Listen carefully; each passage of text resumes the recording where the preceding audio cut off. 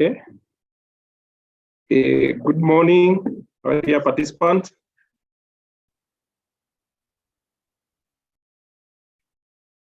Welcome to this session. I think we are ready to start.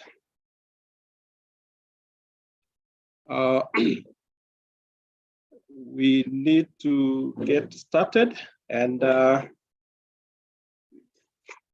with your permission, I think we need to start with a word of prayer so that we can set off our program as stated. May we pray. Almighty God, we want to thank you this morning for the gift of life. Thank you, O Lord, for this day that you have given to us to discuss the matters to do with science, technology, and innovation mainstreaming in our institution. We pray for your wisdom, for your guidance, and your understanding, that we may be able to start the agenda before us. We want to pray for the posterity of our country, and O Lord, that you may guide us, give us that understanding and that energy to do that, and for the greater glory of your name. We want to pray this through Christ our Lord. Amen. So, dear participants, I'm glad that we have now we have 33 participants on board. This is a clear commitment of this journey we have started together. So I want to agree, and that's on behalf of NACOSTI. Thank you so much for finding time this morning to join us for this important session. Indeed, it's a very important activity for our country, as we want to transact business to do with the science, technology, and innovation. For the preliminary, ladies and gentlemen, I want to introduce myself. I'm David Ngigi, coordinating this program this morning. With my other colleagues who find the opportunity to introduce themselves as we go along. And but perhaps at this point, just receive our gratitude as NACOSTI and the STI Streaming Committee, because it's for you that we are here. In terms of just a brief introduction, I just wanted to just alert you, we're going to tweak our program a little bit. I would just want to inform you, as you had what had been circulated, we will do a just brief overview of this indicator. The official opening and presentation by the Director General NACOSTI, Professor Walter Oyawa, will come slightly later. So we ask you for your indulgence that we'll start as when he's available around 10:30, 11. We will give you the opportunity to present on issues of the status and the current status of our STI system in the country, and officially open it. This is something very important. Today, we are dealing with one of our most critical stakeholder in terms of the STI mainstreaming, our ministries. And this is very important for you to be on board.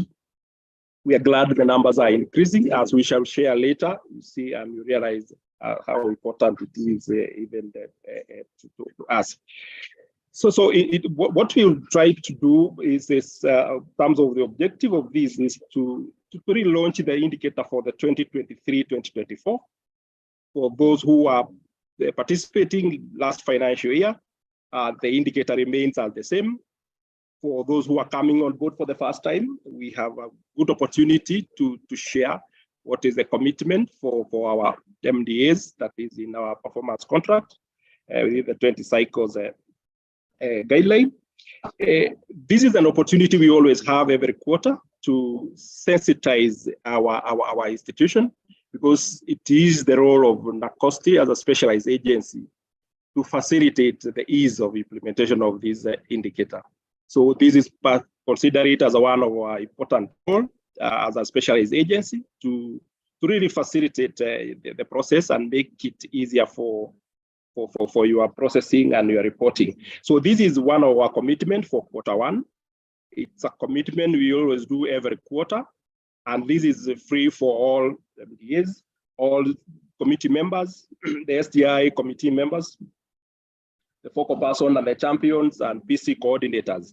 So you can encourage your members, your staff to join as many as possible, because definitely this is to help each and every one of us, all these committees, that we're able to implement this indicator with ease. And you will appreciate later how important it is for our country to get the real data. And we have, as we are agreeing, science, technology, and innovation, that's actually the driver for our economy.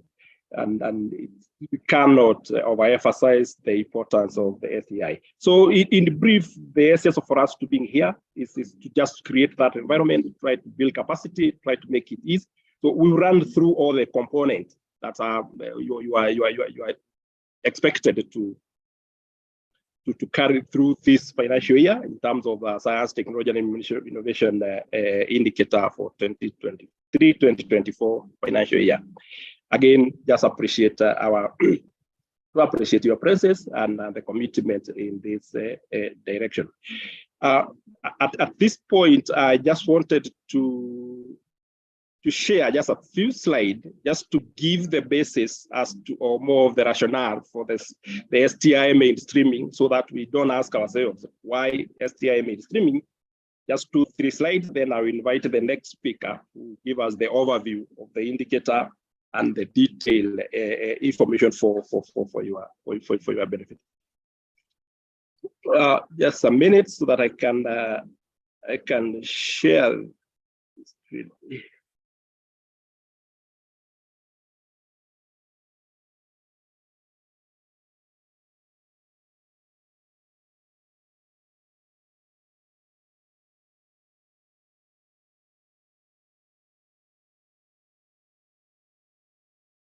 I need to share this.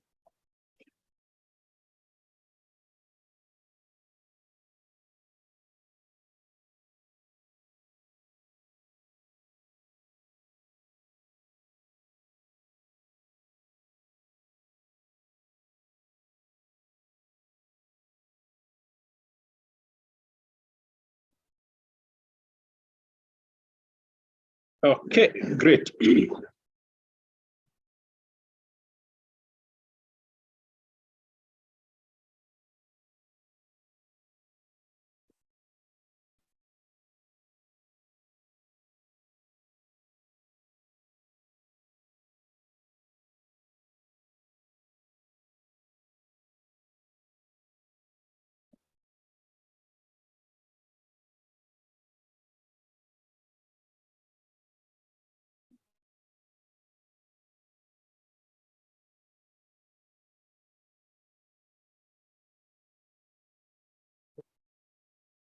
Okay.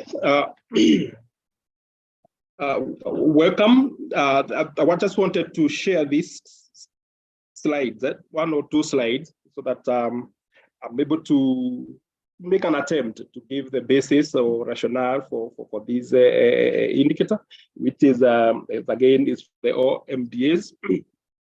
And it is important that we see the basis and the legal framework around this indicator. So science, technology, and innovation is a very important aspect for our country and for our priorities. Just in the introduction, I just wanted to lay basis to this. Just wanted to indicate the legal framework where we are basing the science, technology, and innovation mainstreaming. As a country, we had that ambition to do that, and through Science, Technology, and Innovation Act of 2013, where we are finding the legal framework that govern the whole spectrum, the research, science, technology, and innovation. It is that broad. We always have had these concerns. Why mainstreaming? We are not involved in research. So, but what we are saying, STI mainstreaming is cut across all that.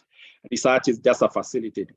So Science, Technology, and Innovation Act 2013 was enacted primarily for these main three purposes. And one of it was to facilitate the promotion, the coordination, regulation, and all those for advancement of science, technology, and innovation in the country. And in that, NACOSTI is charged with that responsibility.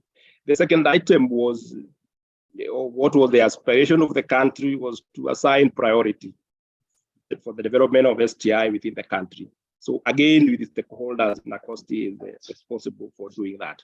But mainly, I just wanted to highlight the purpose number 3. The reason why we are here this morning is to do with how to entrench science, technology, and innovation into the national production system and for the connected purposes. That is where the STI may find its home within this legal framework. And you will understand that our STI policy, our Science, Technology, and Innovation Act, this is one the aspiration that should be, or if we are able to do deliberate effort to put investment in entrenching science, technology, and innovation in our programs, in our activity, we should be able to make some progress. And that's why you will appreciate all of you who are here this morning and those who will join later. We should be able to appreciate that this was the vision and the aspiration of our stakeholders to advance science, technology, and innovation. So this is the basis in terms of the legal framework where we're finding this. But perhaps we may also ask ourselves why this STI mainstreaming. It is one of the major facilitators for us to attain our priority as a national priorities, as indicated here. So we have various commitments as a country, as institutions, even as a region, in terms of how we want to advance our economies. So science, technology, and innovation, I've just highlighted those four points so that for us, we are comfortable that as a country, we had already committed to do our long-term development plan in terms of the Vision 2030. And we are agreeing one of the second enabler for this is the STI. So you can imagine as a country and our long-term development plan, we had seen one of the enabler is science, technology, and innovation, which we cannot overemphasize that because globally it has been shown how countries who are able to treat the STI in its manner and place it in place in terms of their priorities, in terms of investment, how rapidly they have been able to advance. You look at the fourth-term, medium-term plan, and many of you are in the process of this. Many of you are the drivers of this fourth-term plan. The role of science, technology, and innovation has been given that prominence as a country, as we are seeking to accelerate our economy. We are talking now of a resilient economy, our competitiveness. So our fourth-term medium plan has really articulated well that what we're able to do. So as we are mainstreaming STI in our programs, in our activities, we are accelerating attainment of this commitment. for the country as for our institution. Because each and every institution represented here, you are part of this process in a different manner, according to your priorities, according to your programs, and of course, within your mandate. The current government, the better. You've seen all the 5 pillars are STI driven, and you can see this. The government has given has placed the science, technology, and innovation where it deserves. Because out of all those the 5 pillars, you appreciate the role of science, technology, and innovation is very important.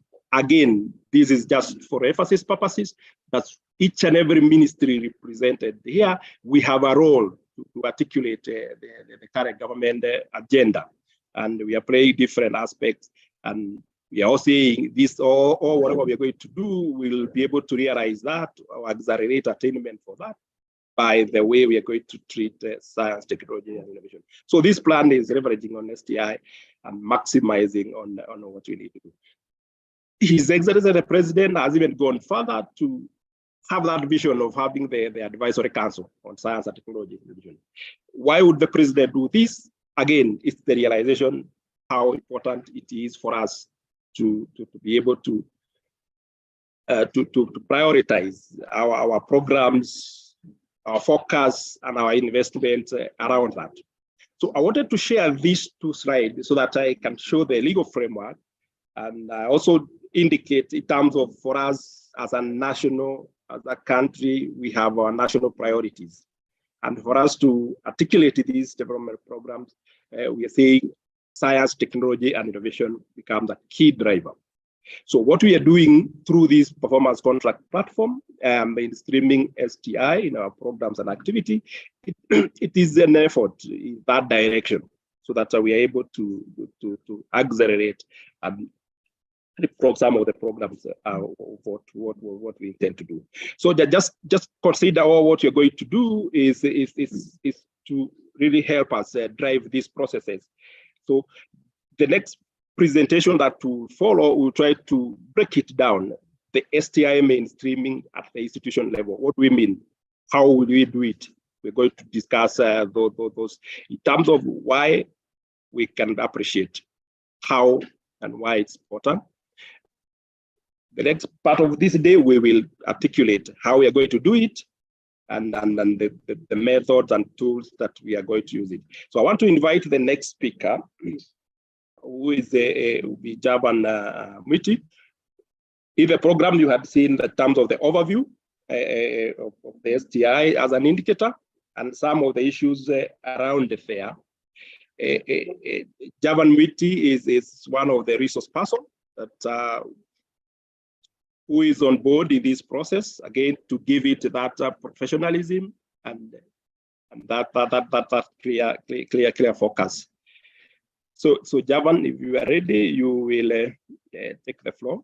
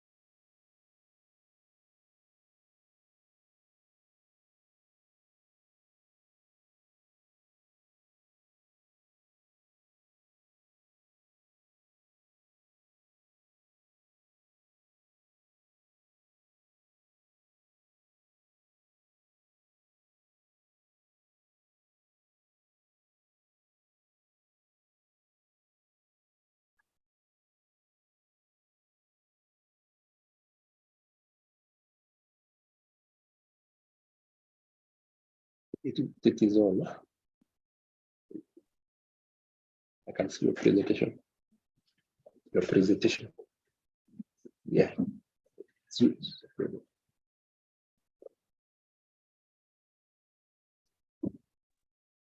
Thank you so much, Dr. Gigi. I hope participants can be able to hear me well.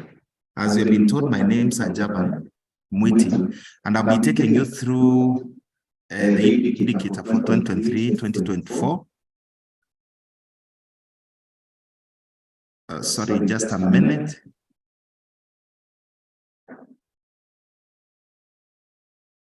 Just some. Yeah, thank you. I believe you can now be able to see the screen well.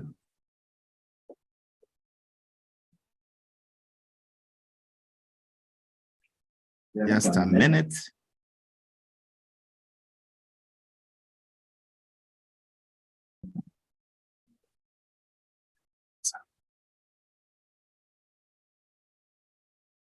Yeah, go on.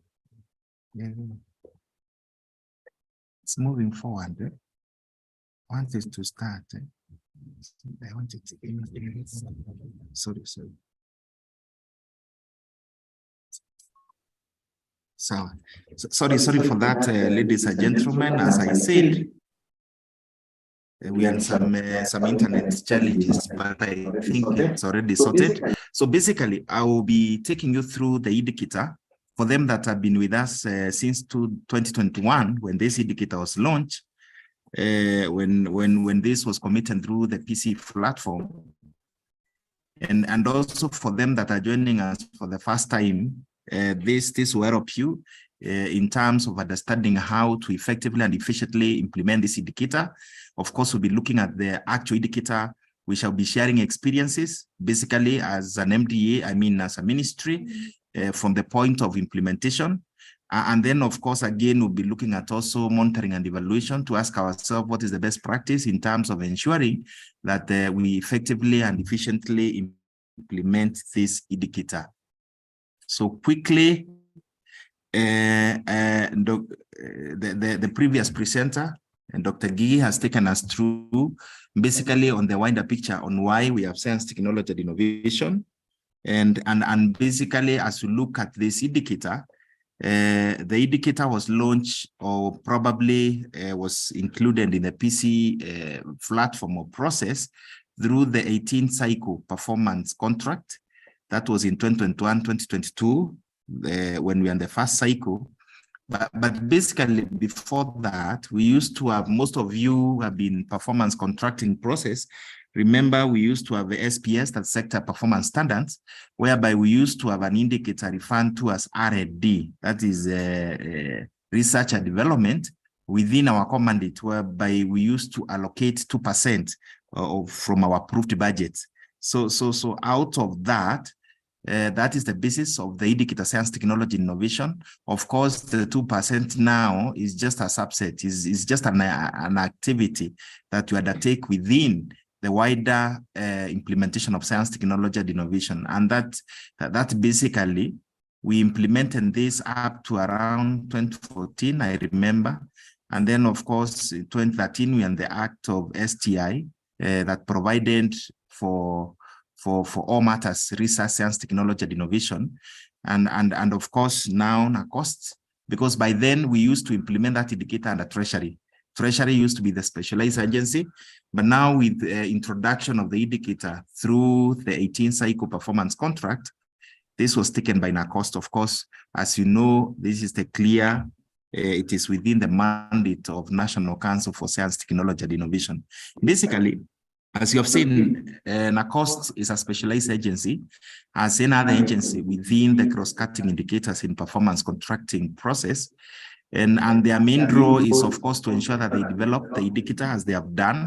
And this has been there since 2021, 2022, 2022, 2023, and now 2023, 2024.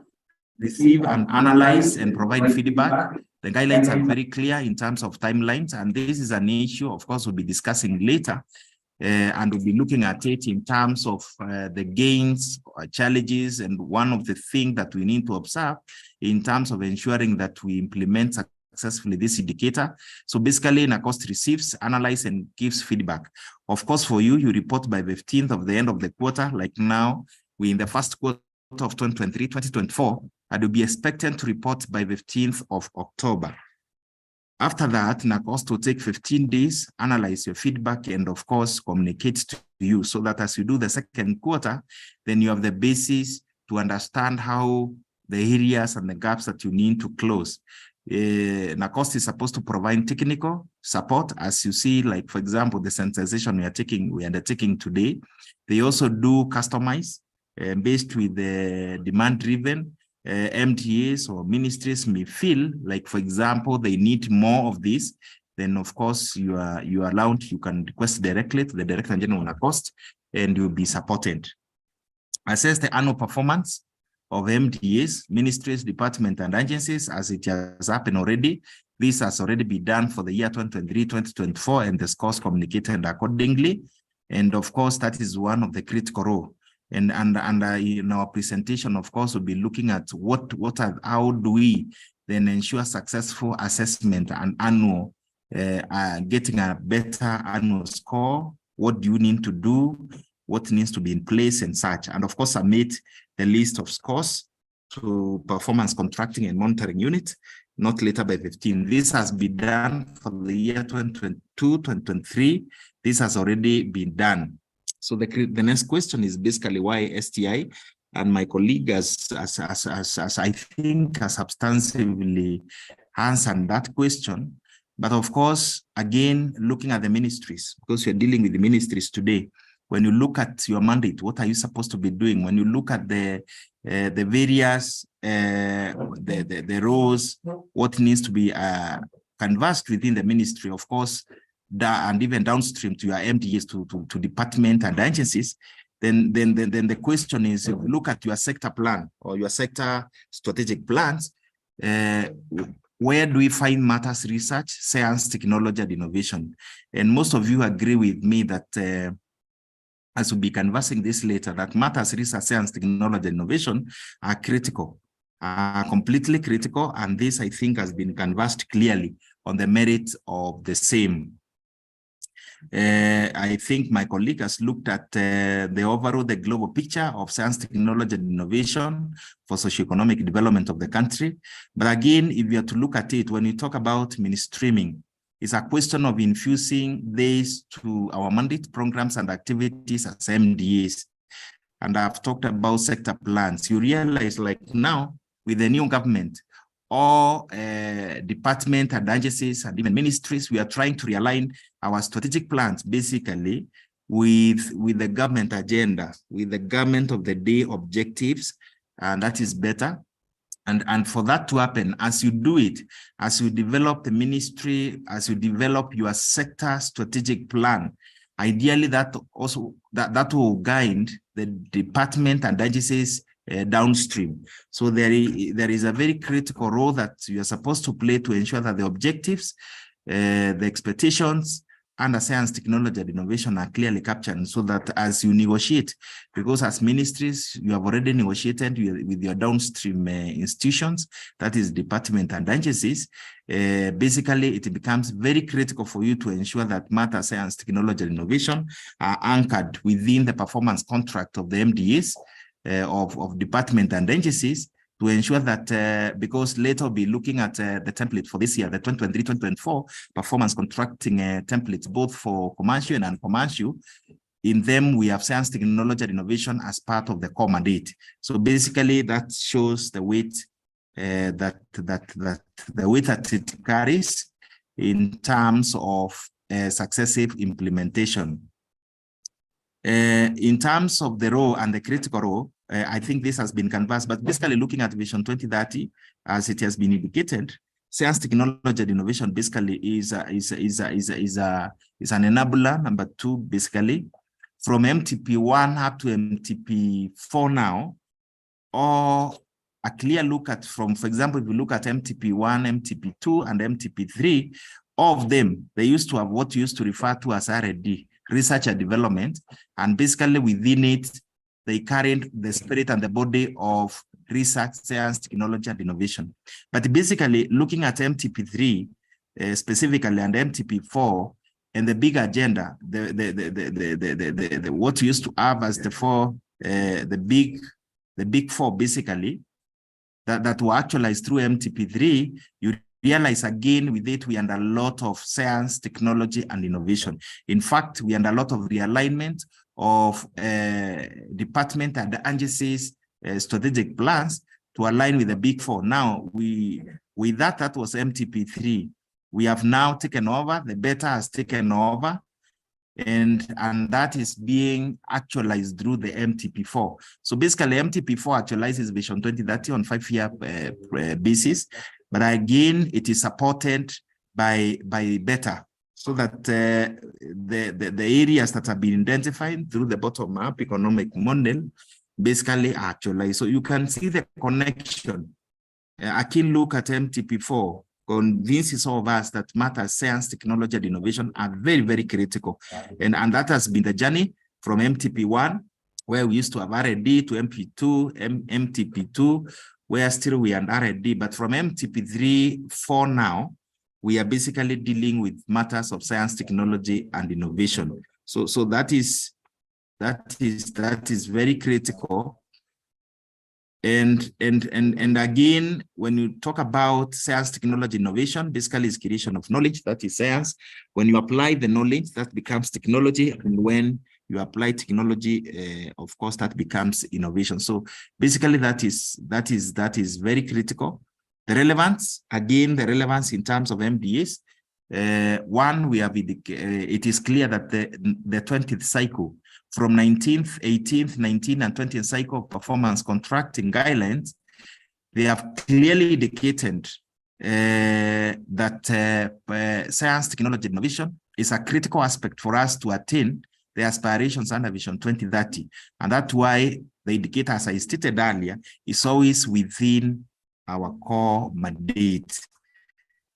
For inclusion, it's included in your core mandate, meaning as ministry, as you negotiate for the budget for the ministry, then again within your core mandate, then again you negotiate again with the downstream institutions under your ministry, then you have an opportunity to ensure that there is inclusion of science, technology, and innovation. It is an enabler, as I stated earlier. It's a key enabler under public sector reforms. When you look at the public sector reforms that have been ongoing for a period of time, we used to have performance contracting is one of the integral part of the same. And then within it, for us to attain basically the public sector reform, when you look at all the attributes of public sector reform, then you realize science, technology, and innovation is a critical aspect.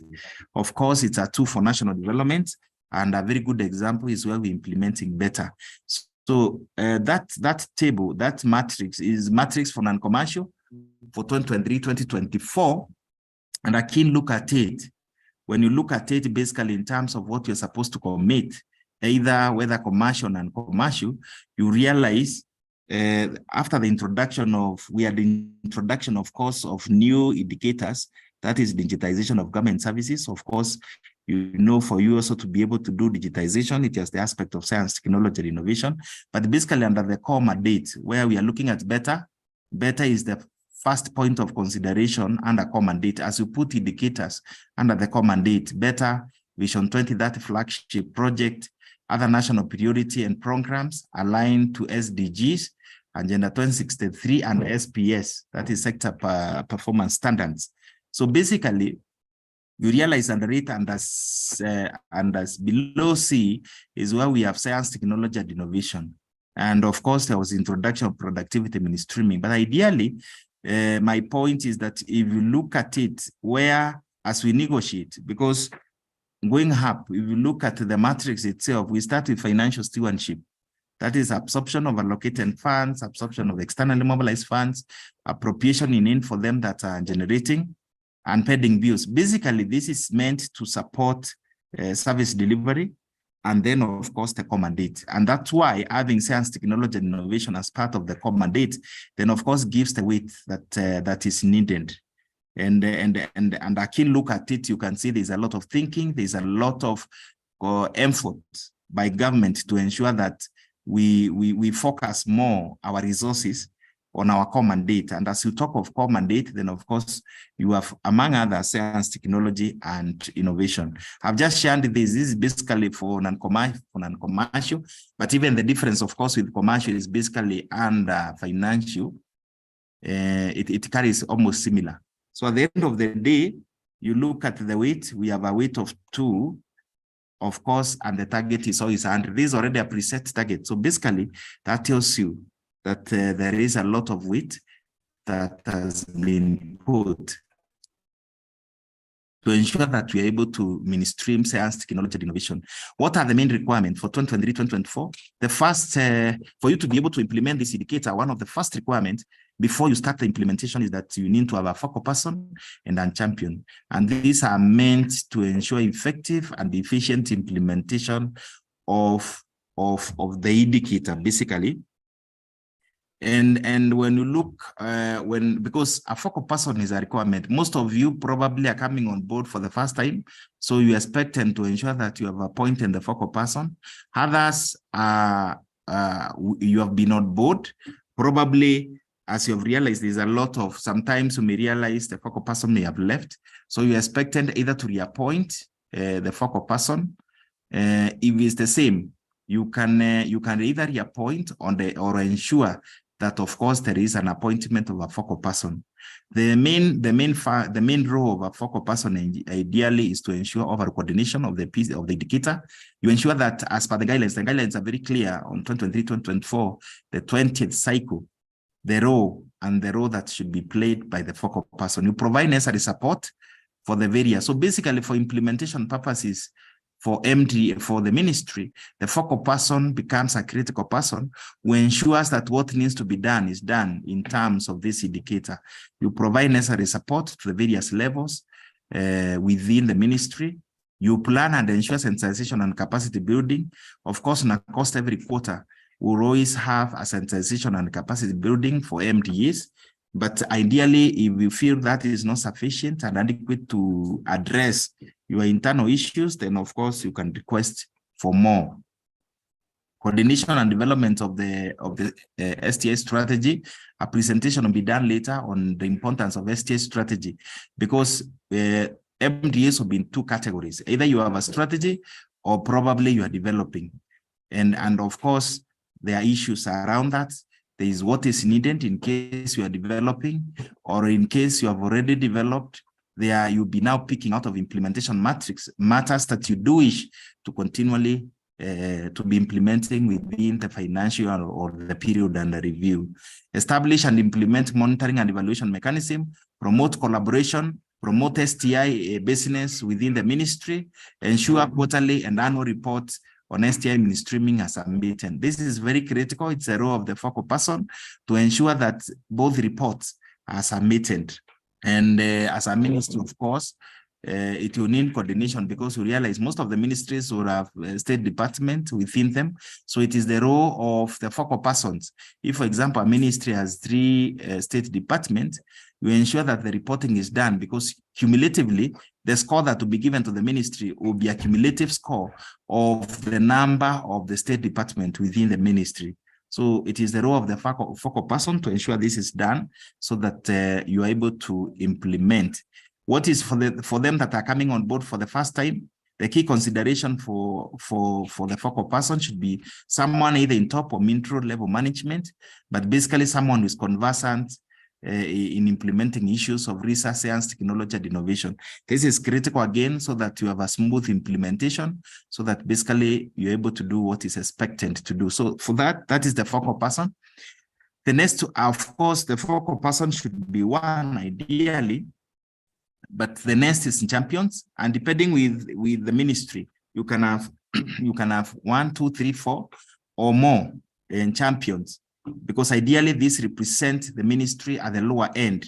These are people who will ensure you can decide based with the size of the ministry, and of course, based with the mandate, what you're supposed to be doing, and for you to be able to adequately and sufficiently cover the mandate, then you have champions. And these ensure day-to-day implementation, and they come from different areas within the ministry, of course, for you to be able to implement what needs to be implemented. They facilitate in cascading. Of course, in champions also, we expect them to cascade this to the lower ends. They have a direct relationship with probably mainstream institutions or downstream institutions within the ministry. They prepare and forward the reports to the focal person, and they provide timely information. Timely information is critical, because the The guidelines have clearly indicated what the timelines that needs to be undertaken for you to be able to submit on time. Again, you undertake continuous monitoring and evaluation. You ensure continued capacity building, like now every time, like NACOST is organizing capacity building, then of course we expect the champions. And even within the champions, the focal person, it is also not to note that persons who are dealing with performance contracting, it is always good to have them as part of the champion so that you have an effect, because already they have established a mechanism in terms of implementation and monitoring so that you have a clear way of implementation. They promote STI and provides necessary support for implementation purposes. Key requirements, these are of course people who have the passion that is critical and they're able to transform and lobby others. This is very, very important because I know you already have other champions for other issues that you are canvassing as a ministry, but ideally the critical aspect is someone who is able to transform and lobby others in terms of implementing matters, science, technology, and innovation. They're also very critical on champions. Will also be very critical if you already have developed your STI strategy, and from the implementation matrix, you're developing your work plan on an annual basis on what you need to implement. They'll be of great help to the focal person as you undertake implementation of your work plans and the aspects that have been identified. The scope basically is for all public institutions with a component of research, science, technology, and innovation in their mandate and functions. Basically, research, science, technology, and innovation, as we said, is an enabler number 2 under Vision 2030, and OMDAs have a contributory role. So you realize that with Vision 2030, all of us, as ministries, as departments and agencies, we have a role to play in it. As long as you have a role, and as it is clearly indicated that research, science, technology, and innovation is an enabler for Vision 2030, then as a ministry, I'm very sure you have a very clear role to play in terms of supporting actualization of Vision 2030.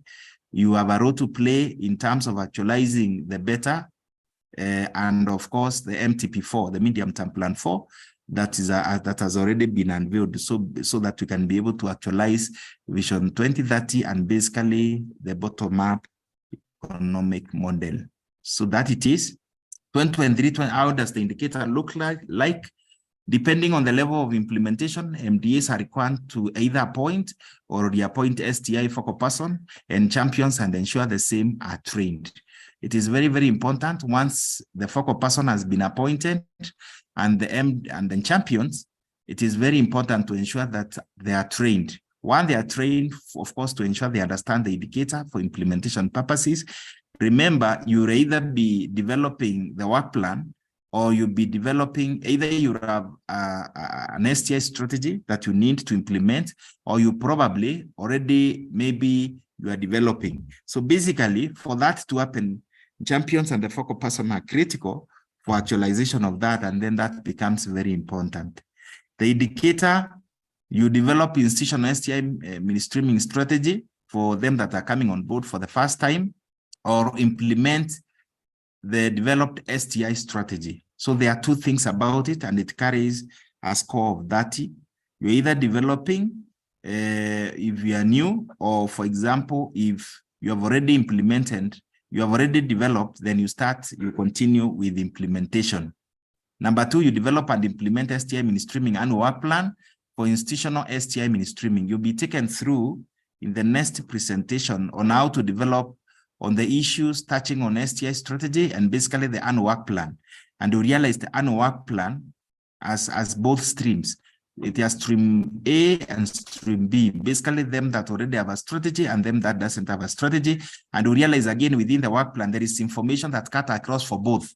Whether you have strategy or not, there's certain information that you should have, and this will be canvassed. And of course, the last one is you ensure you submit your quarterly and annual reports. Basically, your quarterly reports, which cumulatively will form the annual report, ideally to NACOST, and that takes a weight of 20. When you talk about mainstreaming, the next question is how successfully, how effective and efficient can we ensure we have mainstreaming that meets the intended purpose? Most of you, I know you have implemented ISO 9001-2015, and the standard talks about from clause 6 about the intent and purpose, what was planned for, the objectives, you know, and again, when you look at overview and a clear whole picture of STI mainstreaming, we start from the strategic plan to annual work plans for the ministry. And I know as we were negotiating with MDAs, all of you, one of the documents we are demanding from MDAs is for you to negotiate, of course, was the annual institutional work plans. And then we have the corporate work plans. We ensure in this planning process, then of course we have, in this planning process, we have captured matters, science, technology, and innovation. And then again, we look at our PCs. There is a very close relationship. As I said again, this is an indicator within the performance contract. And as per the guidelines are clearly indicated, then the guidelines inform. I've already shared with you, for example, the matrix for non-commercial institutions and the expectation in them. And you realize that science, technology, and innovation is already an indicator within the core mandate. Then, of course, we have the annual performance contract. From there is quarterly reports. Once we report, reporting, we have the quarter report, we have midterm evaluation, that is after 2 quarters. And of course, we now go to self-evaluation, external evaluation, and the scoring in itself. So basically what we are saying in terms of STI mainstreaming, we need to ensure that within our planning processes, this is part and parcel.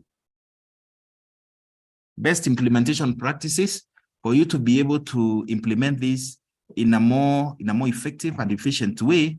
Utilize the current existing PC established system. All the institutions for a very long time, they've been on PC. So basically there is already an established system within the performance contracting department or directorate or coordination. So basically this system is already there.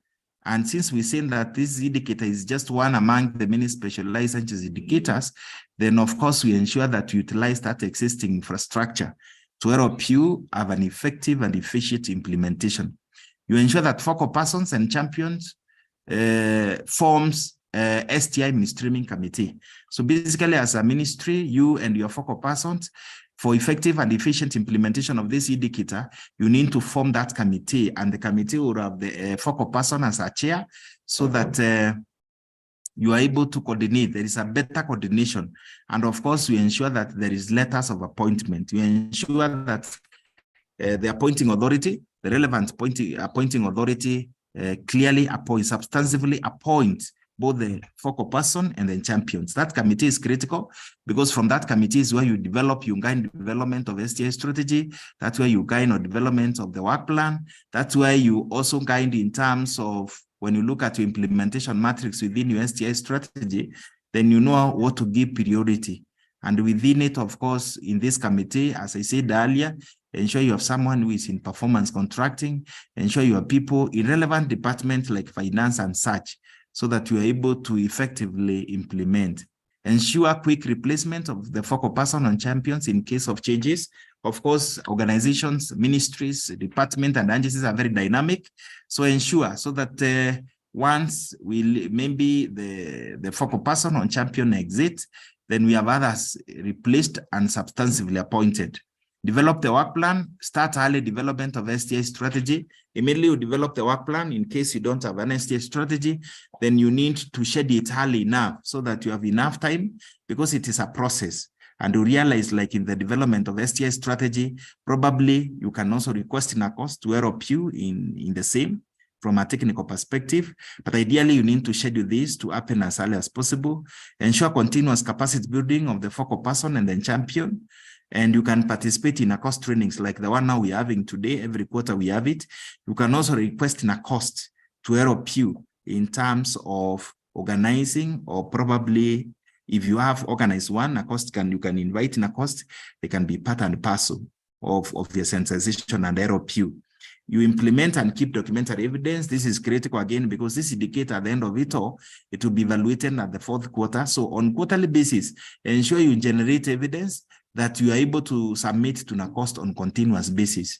Of course, when reporting will be taken through the reporting process, you realize the tables are asking for certain evidence. So ensure that evidence that documentary evidence is clearly documented and kept so that you can be able to claim any performance. On monitoring, basically, you are required to prepare and submit quarterly performance reports online to NACOST, and there will be a presentation on this that will help you. The only thing I want to emphasize here is compliance on timelines. Timelines from the 20th cycle, from 18th cycle performance contract. Anytime you miss timelines, either when you are reporting globally for your PC as ministry to performance contracting and monitoring unit, or when you are reporting to specialized agencies, you'll be penalized. The system, the formula within the performance contracting guidelines, the formula is made in such a way that if you report beyond the reporting time, then of course you are generally penalized on the accumulative score. So it's always good to ensure we do that and we report on time. Quarterly reporting template, you ensure that the information you give, because you observe within your KMS, I know most of you have already implemented your quality management system, you realize from clause 8 of the standard is very clear on validity of information, so that you observe what is referred to as output, input-output relationship. In other words, from your end, you've been giving certain output to NACOST, which becomes a serious input to NACOST. So you must ensure you observe the validity and the credibility of that information. This is already canvassed through the procedures on the same. I know you have implemented the KMS and you understand exactly what I'm saying. For them that are yet to implement your quality management system, what we are saying is that you must ensure, because your output, others are using your output from a point of belief that is the right information. So they'll be constructing, they'll be developing their next report or document purely with that kind of belief. So you can imagine if you don't give the credible data. So, and this again, because we are dealing with ministries today, this is the same thing you must also emphasize downstream. As you cascade down to your department and agencies, you must ensure that the information they are giving within the reporting framework or the template, then they are able to give credible data, valid data, so that that data becomes useful as it is intended. Reporting process automated. Of course, this has already been automated and you'll be taken through it. And all the documents that you need to are provided and they're already in a NACOST website. Some of the challenges, of course, these challenges mostly emanate from department and agencies. Ministries, of course, ministries are responsible to ensure that there is adequate and sufficient allocation to the downstream institutions and even to the ministry itself, because out of the ministry budget, that's where the downstream institutions get. And we need to emphasize here, you really have to help MDAs, because STI, Science, Technology, and Innovation, is within the core mandate of the ministry and also the downstream institutions. So we need to ensure there is always that issue of low budgetary allocation. But looking at it from an expenditure perspective, you realize that most of MDAs actually are spending so much in the area of research, science, technology, and innovation, but they leave this information uncaptured. So as we negotiate our budget, we need to ensure that we cover, and this is at least, it's not necessarily to be exactly 2%, it is at least 2%. And if you look at the MTP4, it has given very good emphasis on why we need to maintain the 2%. Poor and unsteady funding, of course, we'll always have it, but the question is, whatever is approved for us as a budget, then how much of that do we want to allocate for science, technology, and innovation? Inadequate infrastructure, this is mostly for downstream department and agencies. Basically, as I said, we need to be sharing experiences as MDAs. Some of the major issues, and this occurred as NACOST was doing the evaluation for 2022-2023, and of course with continuous sensitization. One of the issues that was coming out very strongly was non-submission of quarterly report.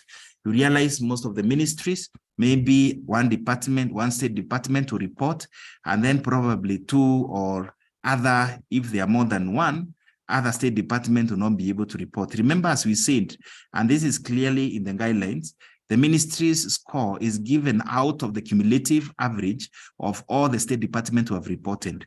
So basically, Again, even when you report again, when you don't report at all, then of course you're affecting the overall score for the ministry. And this again, the emphasis is to comply with the 20th cycle performance contract. It's very clear, the timelines, we need to comply with them. Again, we said, if you don't comply with the timelines in terms of submission, then it has issues because automatically it will affect the cumulative score. Late submission is another issue. And of course, the guidelines have pronounced themselves clearly in matters submission of report. In complete submission, again, you realize you submit, but the information is insufficient.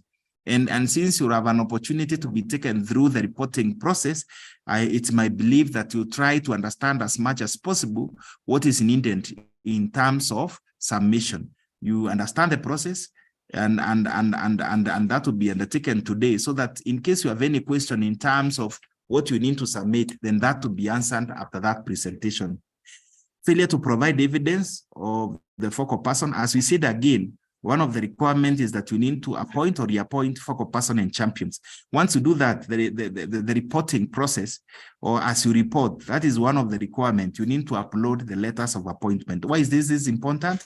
It is critically important because these EROPSers appreciate the role of science, technology, and innovation, appreciate that this needs to be structured for us to be able to mainstream as it is intended. Failure to attach copy of approved STI work plans signed by the CEO. Remember, the work plan ideally and the STI strategy are the document of the top management. So basically, we need to see the CEO signing. So realize most of us will develop a work plan and they just submit it without having the signature. The signature is very critical because the information, again, you are giving us, as we say, the credibility and the validity of that information must be confirmed.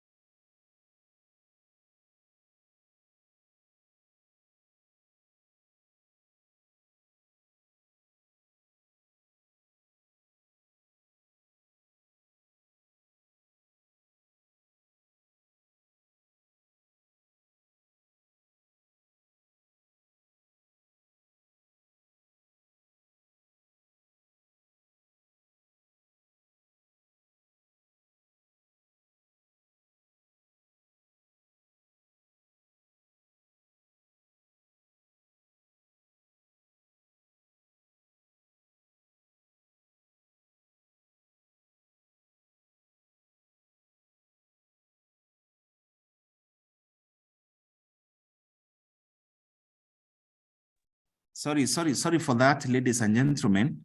I had some internet challenge, but I'm okay now. I believe you can hear me well. So basically, as I was concluding number 6, I said failure to complete the reporting tool. My colleague will later be doing a presentation on our automated process, and which has also been simplified to make it easier for you. In 18 and 19 cycle, I know we most of MDAs communicate and give a feedback that they had a challenge in the reporting too. We handle very well, and one of my colleagues will be taking you through on the simplified reporting tool, so that we can be able to overcome that. The next issue that was noted mostly from 19 cycle implementation of this indicator is failure to provide information on research, development, and expenditure. Again, to make this easier, NACOST has relooked at that template and it has been simplified to make it very easy, whereby for you, the only thing you'll be declaring basically is what was the approved budget. And out of the approved budget, you just indicate out of it, what was the development, what was the recurrent. If you didn't have any development, you indicate 0. And then the next thing that would be required is just to say, within your approved budget, how much have you allocated for research and development? You'll be saying, maybe we have allocated 1 million. And then the next question is the expenditure for the quarter, in case you want. How much did you spend for that quarter for R&D? And of course, that will give us cumulative. And at the end of it all, the calculation will be the cumulative expenditure on R&D against the approved budget. That's how you compute your percentage. So in other words, this has been simplified, made very easy for 20th cycle, and we believe it will help you. Failure to provide information again on collaborative research. Again, if, for example, you don't have any of the information required in this template, there is no crime for you to say we didn't have any activity within this period of time. Failure to provide consistent information on human resource capacity. What you are saying, the table also has been simplified. The table is so easy, and the expected thing is for you to declare your human resource persons. Of course, it looks at gender, it will look at qualification, who has a first degree, who has a master's degree, just a very simple table, and this has been simplified. Failure to fill table 5 on research, science, technology, and innovation. Equipment. For example, if you don't have any equipment, you state we didn't have any equipment. If you have the equipment, you just indicate the same. Failure to fill table 9 on dissemination of research, technology, and innovation on products and services. Again, if you didn't have any, if you didn't disseminate within the period under review or within the quarter, then again, you indicate accordingly. And the last one, which was very critical, is submission of blank Excel sheets and retrievable documents. You need to follow, because again, ladies and gentlemen, much of the information, the methodology that NACOST is using to get this information is the same that the Public Service Commission is also using on our online too. So basically, when you download blank document, when you don't give any information, then of course that becomes very difficult even from our end. What are we saying? We are saying ensure you give the right information. And we said if you realize that you don't have any information within the table that you want to fill, then there is no crime. You just indicate that there was no information that was required on that specific table. Again, remember what we said earlier in terms of validity, in terms of data integrity, in terms of input-output relationship. The information that you are churning out, the information that you're giving NACOST is using that information for other purposes, and that's why we need to observe and ensure that indeed we are giving critical information. I mean, we are giving the right information, which is credible. From the time of implementation of this indicator, that is from 18 cycle, 19 cycle, and 20 cycle performance contract, PC guidelines, sorry, the NACOST formed an STI mainstreaming committee to manage the indicator across. This is, of course, to ensure that effectively and efficiently as an MDA, you're able to do what is expected to be done. Continuous capacity building, as we are doing today, and this is on continuous basis. It can be customized. It is demand-driven. If you feel like you need more of this, then NACOST can be able to organize for you. Depending on STI mainstreaming in an MDA mandate, again, this helps you to look back at your mandate, because when we are starting from 18 cycle, PC guidelines, we had a lot of challenges from MDAs who could not relate this well within their mandate. But when you look at the mandate, when you look at the act that establishes maybe your downstream institutions, then you realize that you are able to see indeed you have a contribution to science, technology, and innovation. And as we said, as long as all of us are implementing Vision 2030, And within Vision 20, that, as I said, STI is basically an enabler, meaning all of us have a role to play on the same. So that has been again, and most of the MDAs have really appreciated.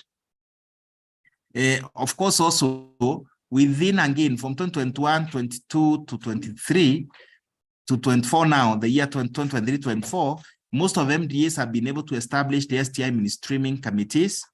And that, again, this is through these sensitizations, and this has enabled to have an efficient and effective process in terms of implementation. Simplifying and automating process, my colleague, as I said, will be taking you through this process, and we realize for most of us who have been with us since 18 cycle, 19 cycle, and now you realize that indeed the process has been simplifying, they've been made easy and more enjoyable in terms of implementation. This, of course, infuses efficiency and effectiveness and ensures that you can be able to report on time. Capacity building across, as we are doing today, this has always been with us. This basically indicates, this is another feedback in terms of how this has moved through the MDAs, and you realize that the participation has been very good, and indeed this has been able to help us in terms of mainstreaming science, technology, and innovation as per the aspirations of 20th cycle performance contracting guidelines. That is the end of my presentation, ladies and gentlemen. I will request if there is any maybe question or clarification, we can basically combine all of them and manage them after we are through with our presentation, because we started a bit late so that we can be able to manage time. Otherwise, thank you so much. I also encourage you to use the chat, question and answer, so that through your questions there, so that even as the other presentations are ongoing, then we'll be able to be responding to them and make it easier during the open session. Thank you so much, and God bless you. Back to you, Dr. Gigi.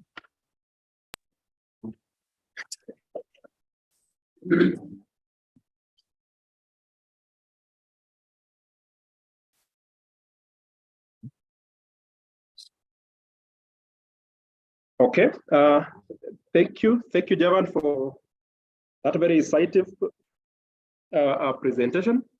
I think, ladies and gentlemen, we have been able to cover that one of the most important aspects we wanted to share with you in regards to the overview of this indicator, the requirements in there, and the issues, and some of the way out. Kindly, with your indulgence, we take a 5-minute break. It's now 10:22, 10 minutes? 10 minutes break so that people can stretch. So 10:32, we will be back for the next session. I think we'll run through now the requirements in terms of the strategy that you expected to do. Please, let's take a 10 minutes break. Thank you.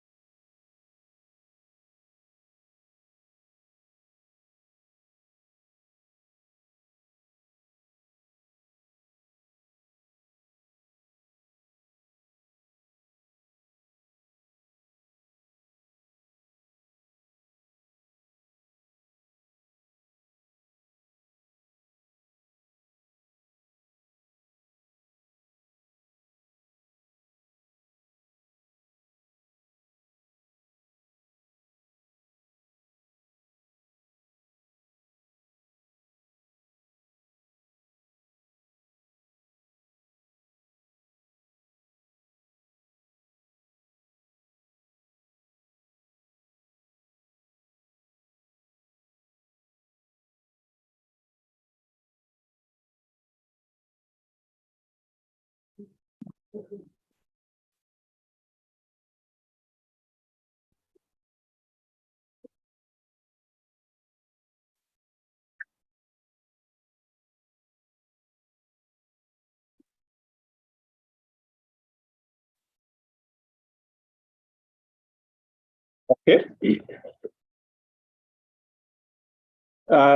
Distinguished participant, welcome to the second session of our today's sensitization. I will just share with you the institutional STI strategy in terms of the development and the implementation. We are agreeing this is one of the very important aspects of the implementation, because at the end of the day, we want to mainstream. We also want to have this entrenched into our system, into our programs, and into our activities. So the purpose and the intention of having institutional strategy is to realign your mandate, your priorities, as articulated in your strategic plans, so that we can be able to use this as a tool to accelerate the attainment of your aspirations, and at the same time help us in terms of streaming and giving the prominence to science, technology, and innovation. So we'll just share a few thoughts around how to do this. And then I'll run through the strategy, the template that we already shared in our website. That it's just a template to guide you, and the purpose is that we want the uniformity across all the participating MDAs. So as we start, I just want to skip those two slides. We already had a discussion around that. And I wanted to just paint this picture because as Javan indicated, that this indicator now, it is in third year of implementation. So by end of last financial year, ended June 30th this year, we had a total of 273 institutions that were reporting. Again, I just painting this picture just to show the journey that we are walking, and indeed it is encouraging. It's a commitment that our public sector is appreciating the role of STI in our institution. So that is the picture by all those different categorization. Again, you realize this is just how the performance contract implementation unit, they normally categorize them. Today, we are dealing with the ministries and the state departments thereof. That is the category we really need to pay much attention to, because by the end of last year, we had 6 ministries participating in this, which is a good start, because these are our mother ministries that we need to help them be on board. Because everything, or even all these, the state corporations, all the other agencies are domiciled within certain ministries. So we really want to focus on the mother ministries, so that to have this right for us as a country, we need that. So thank you so much for the 6 ministries that were participating. Welcome on board all those who are coming on board for the first time. Again, we really have to speak for those who are coming on the first time. We thank you for that commitment, so that we are able to walk this journey together. And as I had said in the morning, this session is just to make it easy for the implementation. We want to make your work as simple as possible. At the same time, we want to advance the science, technology, and innovation as an agenda for the country through this PC target. So that is the picture as it is. But also what we are saying in terms of this STI strategy, as a country, we had agreed we have some specific strategic issues, 10 or so, that across different ministries, state corporations, and the likes, if we pay much attention to, we should be able to advance the science, technology, and innovation. So for the purpose of this indicator, as we have already been shown, it is in our performance contract. All the institutions participating are expected to develop institutional framework and action plan to implement the science, the mainstreaming aspects. So the agenda here, we are saying that each institution is supposed to do the STI strategy. Again, one of the issues that we really want to emphasize, you're doing an STI strategy in line with your objectives. Nothing, any other aspect that will be outside your mandate, your objectives, your priorities within your strategic plans. So we want to do a strategy, an institutional strategy that speaks to your mandate, speaks to your objectives, but we want to have a bias to science, technology, and innovation. What are some of the efforts we can do, deliberate efforts to advance the integration of the STI in our program? So just to use the last year's data again, in terms of those institutions that had been able to develop the STI strategy, and those who are implementing, out of the 273 that are on board who are reporting the performance contract, 191 of the MDAs had already developed the strategy. Again, when I say this, I say they cut across from universities, ministries, and the like. The more important for this discussion today is about 82 of those who reported last year and the previous year are still yet to develop their STA strategy. What am I saying? I'm saying that this is a journey that we need to work together, and it is important that we make it as is for implementation and for the execution. But we are glad that the 6 ministries that are on board, 50%. So 3 of them have already developed their strategy. So this is important. This is very important data, and it also gives us the basis as to what, how, and why we should do this. So what I will share in the next few slides, again, is just there are an overview. We may not be able to have in-depth discussions here, but just an overview of the STI strategy as a tool that you'll use to help your ministries and state department to develop the strategy. For those who have already developed that, thank you so much. But if there are issues around there that you may wish to raise, we may wish us to address, we will be glad to do that. And again, I forgot to say this. If you have any issues, comments, we have a team that could be able to address. Just put them on the Q&A session. As we go along, some of your issues will be answered there. And towards the end, we will have a plenary where we'll be able to address all those your concerns and the issues that would wish addressed. So the STI strategy template, we have been able to simplify and unify it across. It has 5 chapters.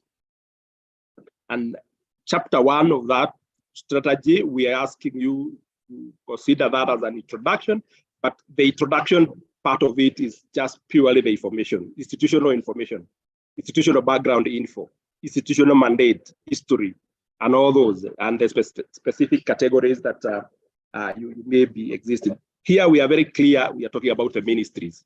So definitely this information about the historical background, and just to give it a focus, that when somebody reads this, is able to trace it to this ministry that is operated or operationalized through this legal framework. So chapter 1 of this strategy definitely is a straightforward aspect of just the background info, and specific any other related issues around STI that you may wish to include there. General background info that will not be difficult for you. Chapter 2 of this strategy is the MDA's situational analysis. And in this, you are looking inward. Of course, you already have your strategic plans that have already articulated this in a broader sense. But here we are talking about the situational analysis with that bias to STI. What are some of your strengths in regard so far as some of the aspects that can help you advance the science, technology, and innovation aspect? So we are using the SWOT analysis. Because the SWOT, you look at inward institution, your strength, your opportunities around there, weaknesses around there, and the threat. Whatever is just given there are just some examples. I know your strategic plan have this info in details, but for this, because it's a document that is at institutional level, we just highlighted what are the strengths, what are the opportunities around the science, technology, and innovation, so that we are able to pick some of the things that we will be able to develop strategies to address, assuming you have a lot of weaknesses or there are threats there that are threatening your STI's programs. So that would be an opportunity for us to come up with the strategies to address this. That's what I wanted to say. Now I'm linking this document. You see, it is addressing your aspect, institutional issues, not any other priorities or focus, but it is inward focus and how STI can come in to address this. So once we do the SWOT analysis, this will give us the basis as to some of the strategies we're going to develop. Of course, we will need a rationale there for coming with institutional strategy. Definitely is to give a justification. And as this morning, what we were discussing, you've seen how important it is for us to canvas and see how to prioritize the STI. So that is chapter 2. Again, you're looking inward, and those things will be easy for you to generate. Chapter 3 of the strategy, again, the template, you find it on the website, has clearly guided you on this. But chapter 3, this will deal with the strategic orientation. Just like your strategic plan, the model is the same, but the vision, mission, the core value, just as indicated there, is to guide you. You're not crafting any other for the strategy. These are the institutional mission, the institutional core values, and all that. Then the objectives, 3.4. There will be institutional STI strategy, the objectives that will be guiding your committee to run this. As what Javan indicated, that's why you need a committee with the focal person and champions to run this agenda. So we definitely use those objectives to help the committee advance that. And then the guiding principles. Again, those are just actionable principles, just to show this document, it is within a certain context. And of course, we always operate within a certain context, regional, national, and institutional, the Vision 2030. So whatever the document you are saying speaks to the bigger picture. Because each and every of us, in their different corners, we are all advancing the same goal. And we are also within the parameters of the legal framework. So chapter 3 will be more detailed. So these are just introductions. But the chapter 3 will be guided by the strategic issues. Again, what we said is that for us to have the uniformity, we would wish to have our MDAs do their strategies along these key strategic issues. Because as a country, we had already agreed with the STI policy. These are some of the key aspects that if we pay attention to these as ministries, as institutions, as a country, we are able to make some progress. So the institutional STI strategy that you're going to come up with will be guided by these 8 issues. Of course, there will be, you are not restricted to do with this, you can do more, but for the purpose of this performance contract indicator, we would want you to do this. 1, human resource development. We all fully agree that that's a very important critical aspect for a country, for an institution to progress. But again, here we are talking about the clear focus with STI personnel around there. Infrastructure for science, technology, and innovation, and the digital readiness. So those are some of the things. If we pay attention to that, if we increase investment around that, we should be able to do justice to science, technology, and innovation. The issues of funding, we have always indicated as a weakness across our research system, that we always have limited resources. Again, is a reality. So we want as a ministry, develop deliberate effort to see how to increase resources around the science, technology, and innovation, and research aspects. So again, we are saying as an institution, how we will be able to advocate for that. Collaboration and partnerships as a strategic issue that is going to guide us, develop some of the strategies and objectives to promote the issues of collaboration. We all agree you need partners to make some progress. Issues of technology development and transfer, that will canvas the issues of innovations and the likes. As a ministry, what are some of the things, the steps and the efforts and the programs that you have around to develop technologies and transfer? That is it.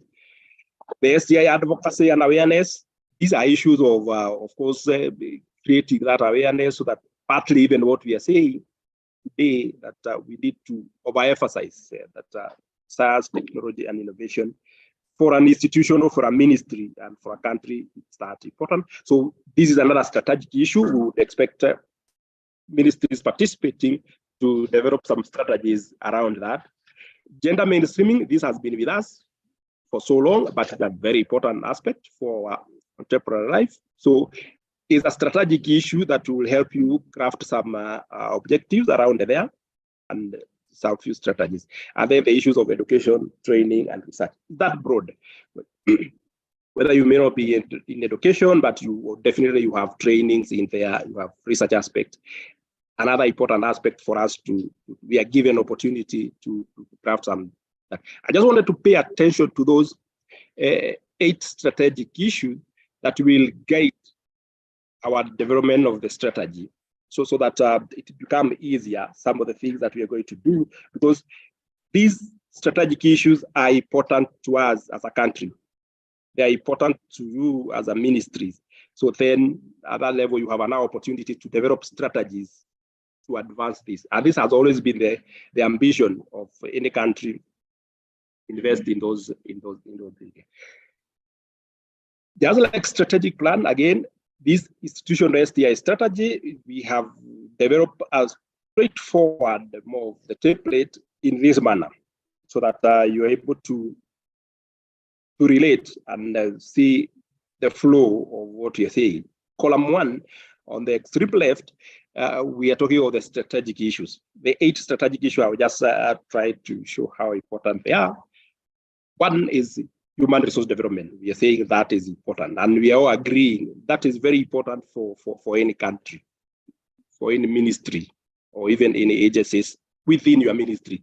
That's a very important aspect. So we are asking you to craft some objectives there that will guide you in developing the strategies to advance the human resource capacity thereabout. So what are we saying in terms of, as an example, maybe for you as a ministry, you be to enhance the quality and capacity. Those are 2 different aspects, but a very important aspect insofar as human resource and talent management is concerned. That could be an example of one objective, but the extreme right column is where we are developing the strategies. And these are deliberate efforts. Some of things that are doable within your context, within your budget, and within your mandate. Again, we are crafting strategies that speaks to your priorities. We are saying, and we want to develop STI strategies that will help us advance the issues of research, science, technology, and innovation as it pertains to your specific ministry. So that this has been an issue with some other agencies that are saying, as we are not in research. So we are saying STI mainstreaming is beyond research. We are saying in the aspect to do with research, in the aspect to do with science, in the aspect to do with technology and innovation. So human resource as a strategic issue, you will develop strategies there. One of the strategies could be your deliberate intention to increase personnel in whichever country, in whichever capacity, on whichever level. Some of the things you want to develop mechanism to attract and retain. You know, that's an issue for us of retaining and attracting and retaining the qualified and skilled staff. So as an example, those are some of the examples we want you to come up with. That is one of the examples. Again, what we have there, they are just broad examples, just to guide you and to relate to what we are saying. Strategic issue, develop your objectives, and then the strategies. Strategies are things that you want to do deliberately to do that. Second issue, infrastructure. Very important aspect, that one. The ministries are very important because being the mother of all these agencies, we realize how infrastructure insofar as science, technology, and innovation are important. You could have an objective, for example, is to enhance or strengthen the infrastructure as an example of objective. But around that objective, you can have several strategies. Just as indicated there, as an example, perhaps one is to improve the infrastructure you have. Another objective or strategy could be allocation of more funds to expand the STI strategy. to STI infrastructure. So that those aspects, they help you in relating what you want to do with infrastructure. So if you walk backwards, you're coming up with the strategies that will help you, of course, strengthen or automate or even advance the STI infrastructure. The third issue, as we had again, what we have listed there is not in the order of priority. It's just listing. Strategic issue number 3, we are saying issue of funding and investment in STI. Again, everybody would agree that's a very important aspect. You don't want to miss in that. Example, you could craft objectives around there. Perhaps is to develop mechanism for sustainable financial resource mobilization, because we always say funding is an issue, it's limiting. We agree even as a country. Yes, we have many competing demands. So that's why I'm saying this is very relevant for every ministry. Some of the strategy you could develop there perhaps could be development of frameworks for resource mobilization, deliberate effort to increase the budget, because one of the other things that we are going to speak to in terms of our reporting tools is to be the issue of deliberate increasing investment in research and development. And even the Treasury is fully committed to the concept of the 2%. Even the Science, Technology and Innovation Act also commits to in country to the 2% of the GDP. So this is an effort at the ministry level, how to push the investment around there.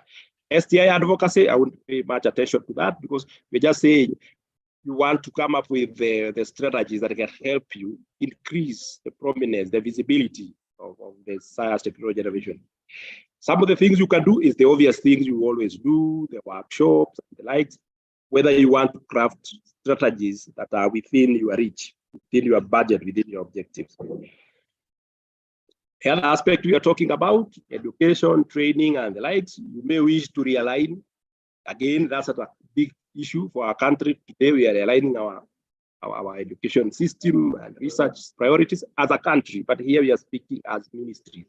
Some of the things that you may want to do at the ministry level, informed by your mandates and your priorities. So again, what we are saying, you just craft some objectives, craft some several strategies that are doable within your budget and within that. But these are specific issues that speaks to science, technology, and innovation, because we know you exist to address many other things. Technology development, again, very important issues. Again, the flow is the same. Just craft some of the strategies. And we are saying these strategies, these are doable things that you are able to do and break them to activity in your work plans. Good. So that is the flow. For a partnership and collaboration, use the same flow, create objectives. Last column, generate some of the strategies you may wish to do that. Perhaps to participate in all those networks, but all the things that you may wish as strategies to help you in advance the issues of partnerships and collaboration. Gender mainstreaming and the same. And as I said, we are using these 8 for the purpose of this performance contract. But we are not restricting you to generating or using other strategic issues that would be important or speak to your mandate. So that's the layout of the STI strategy we are saying, and this is the template that you find in the website that it guides you in generating those that speaks to your mandate. So chapter 4, that is chapter 3, you're crafting your strategies around there. So the chapter 4, just like the strategy plan, you're talking about the implementation framework. Because definitely you need a framework to implement that. You need a matrix that will help you measure. Of course, we always say what can be measured can be done. So chapter 4, you are coming with a framework or matrix. Look even at your strategic plan, the same matrix. You have your strategic issues. But now the second column here, we are talking about the strategies. Because we say you are crafting strategies, some of the things that you are able to do. So strategy, like the example we had for human resource. One of the examples, perhaps we say, is increasing the personnel. We always say we have less or limited human capacity. So if the idea is to increase personnel, you definitely will have expected results. the end of the period that you are giving yourself. This strategy could be for 3 years or 5 years, depending on your lights or the strategy plans, how it goes, because it has to be aligned. Expected result perhaps will be to increase the personnel in terms of number, percentages. You can be able to measure that. Then performance indicator, means of verification, how you're able to verify, how you're able to indicate, or what will be the indicators for you to know you are on track and you are achieving what you had indicated. And the last column is the estimated cost. That's why I was very cautious to say, we are not asking you to introduce anything that is outside your mandate. It is all what in your strategy plans. And of course, you had projected some resources. So this will be a tool to help you then accelerate attainment of those. All the strategic issues and all the strategy that you generate, just use that format to craft the expected results. Once you do something, definitely is what you will expect.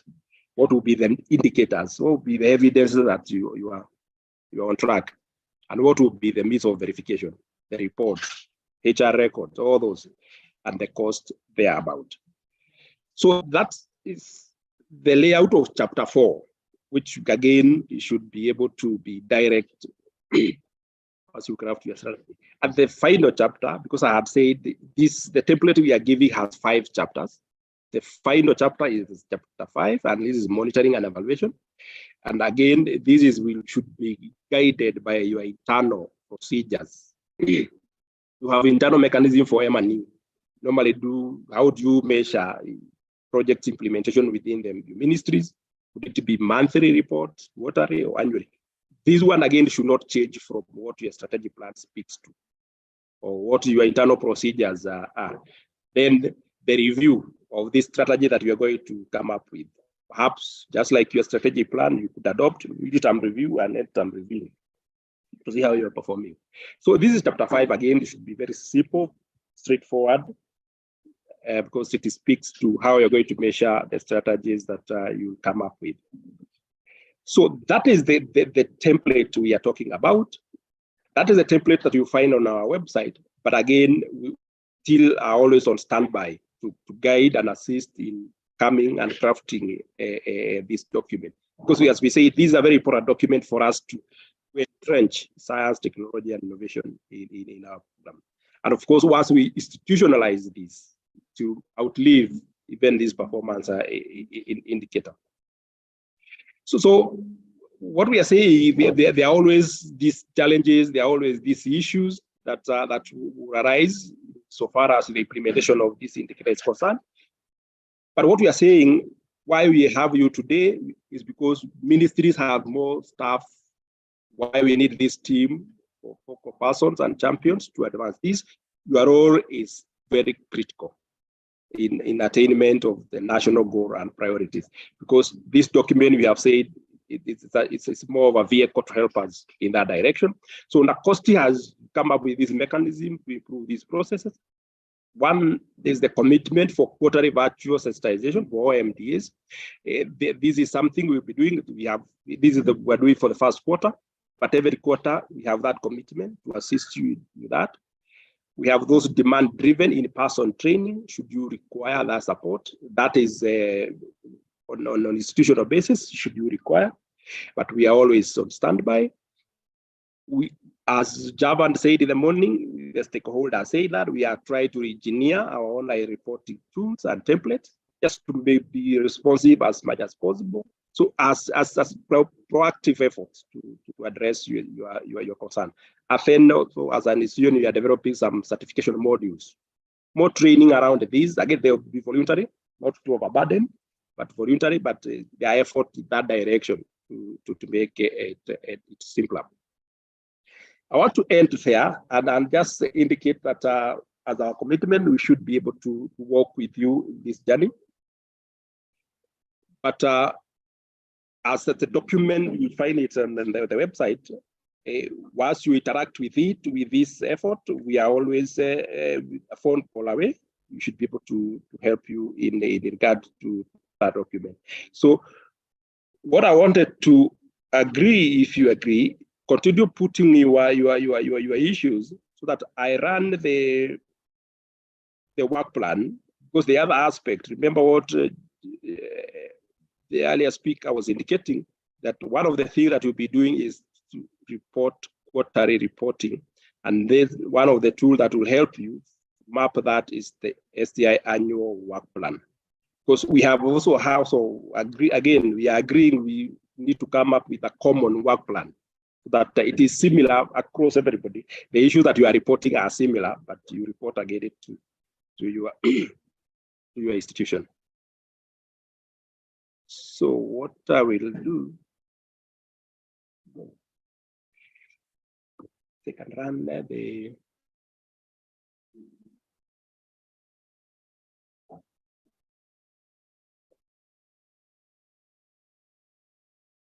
onto the work plan.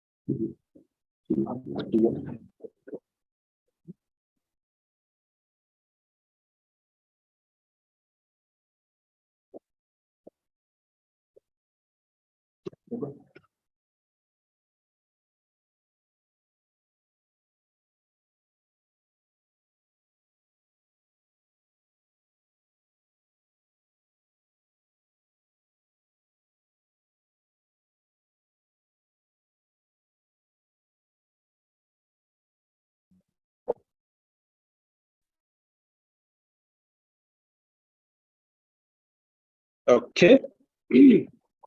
Distinguished participant, I think we will make a slight change. The Director General NACOSTI, Professor Walter Oyawa, is with us.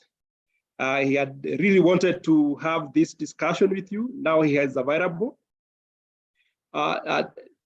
Professor, you're most welcome. Can you hear me? Thank you, Prof. We have just run the first two sessions. I think you are coming at the right time. And it is very important. Today we are dealing with the ministries. We are glad we already have about 51 participants on board. So I think they would be really eager to hear your words.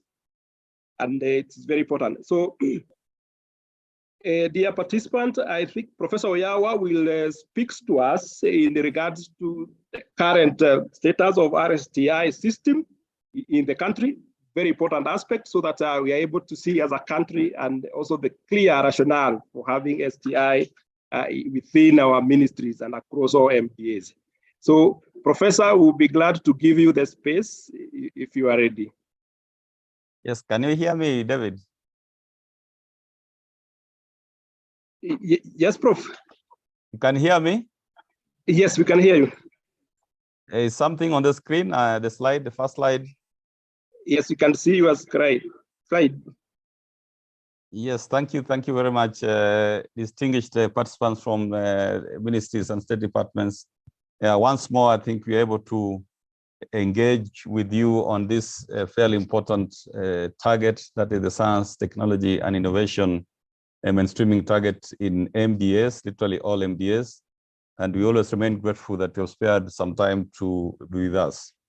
I also want to thank my colleagues, Dr. Ngigi, Javan, and all of you who are there. I was just listening to the passionate presentation by Dr. Ngigi, and I cannot emphasize more the importance of this target, which we are happy that even the owner of all state corporations, that's the National Treasury, is very keen on seeing it implemented. From the onset, allow me just to mention that this target comes from the Science, Technology, Innovation Act, which was enacted for the purposes of ensuring that science, technology, and innovation is fully entrenched into our national production systems. It has taken some time to have it fully there, but even some years back, I think 10 years ago, there was a target on research, mainly focusing on the universities and research institutions and so forth. But if you look at what you're talking about, we are not only talking about research, we are talking about how that research converts into science, technology, and innovation. Yeah, there could be some of you who are here for the second time, so you will forgive me if some of the slides are repetitive. We always try to bring some new stuff, but we can also not assume that all of us have been able to see some of these slides, and therefore, for those who are here for the second or third time, you'll bear with me. Mine is a little bit broader. I think the key players to enable you undertake that target are speaking now, Dr. Ngigi and team. Mine is to give you the broader perspective, because the question is always, why this? There are a number of targets, and as you might have known, about 4 or 5 targets were retired. And this target remained simply because the times actually require the mainstreaming of science, technology, and innovation. Just from my first slide to inform you that at the end of this work, we always request for stakeholders to give their comments. The first one that we did, I think 2 years ago, this was like the outcomes that we got from the stakeholders.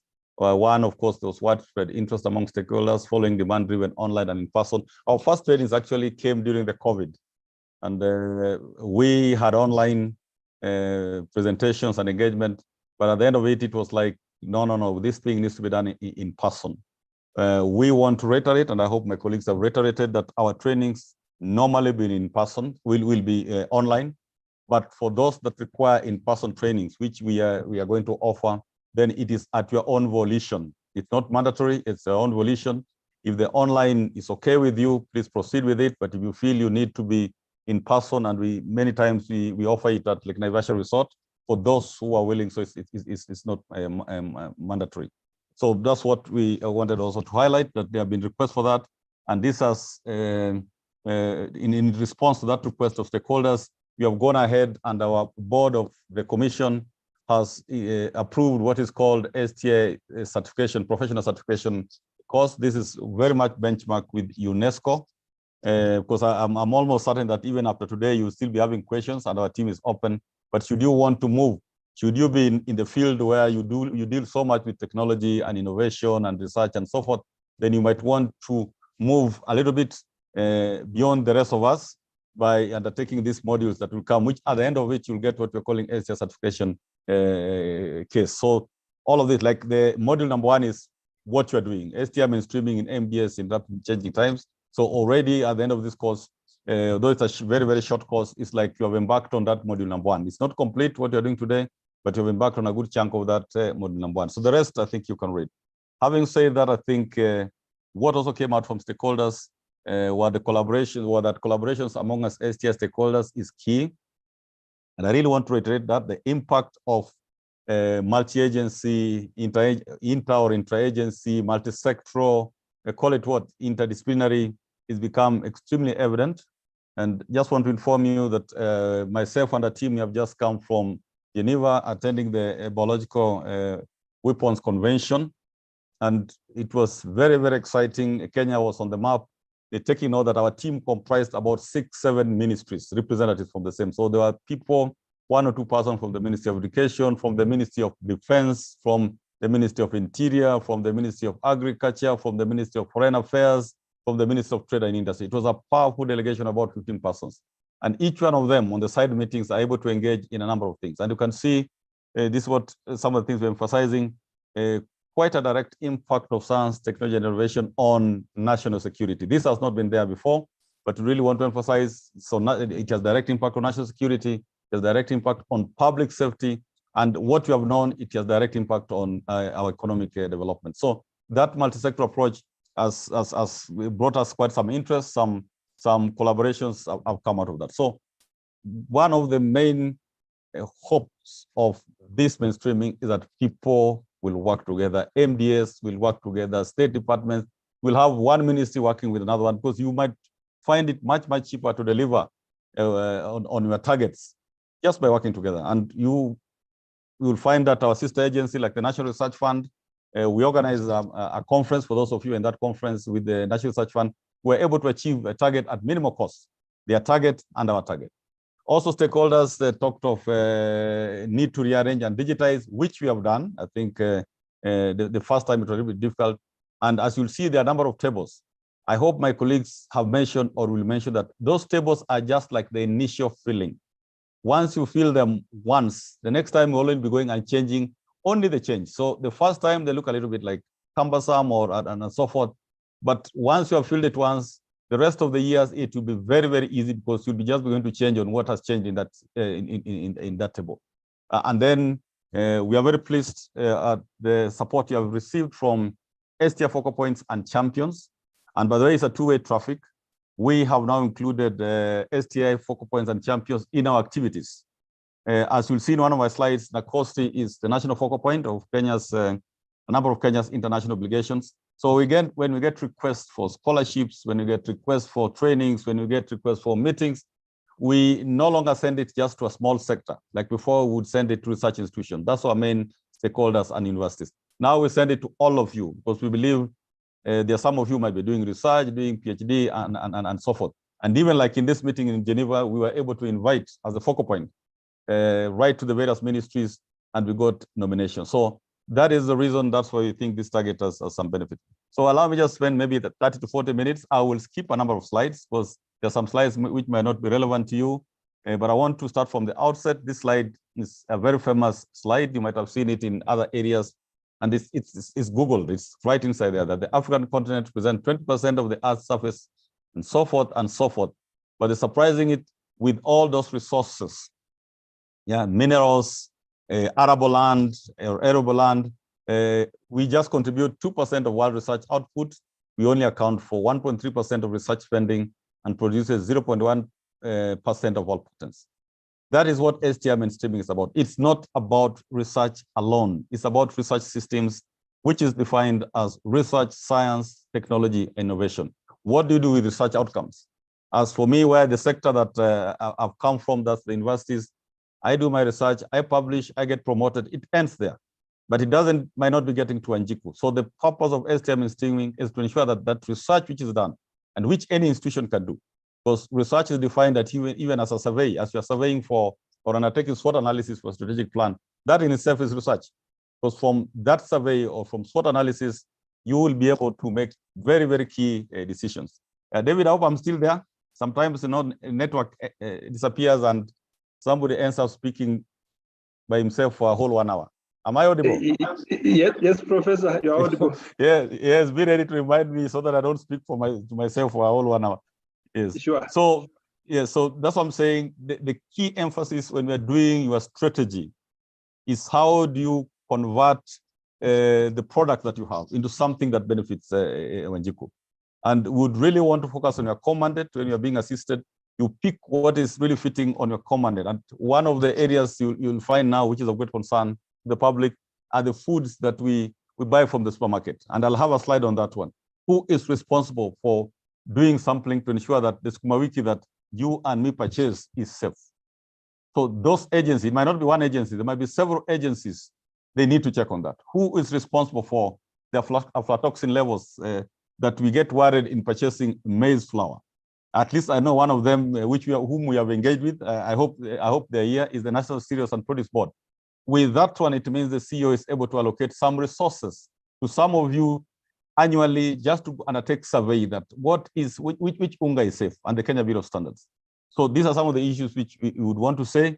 I'll skip some slides, but I want to just tell you matters of STI's national agenda is fully anchored in the law, where Article 11 of the Constitution emphasizes the importance of science and technology in a knowledge-based economic development of the country. So it's not something just coming from nowhere. It is fully anchored in law. Let me just move something here.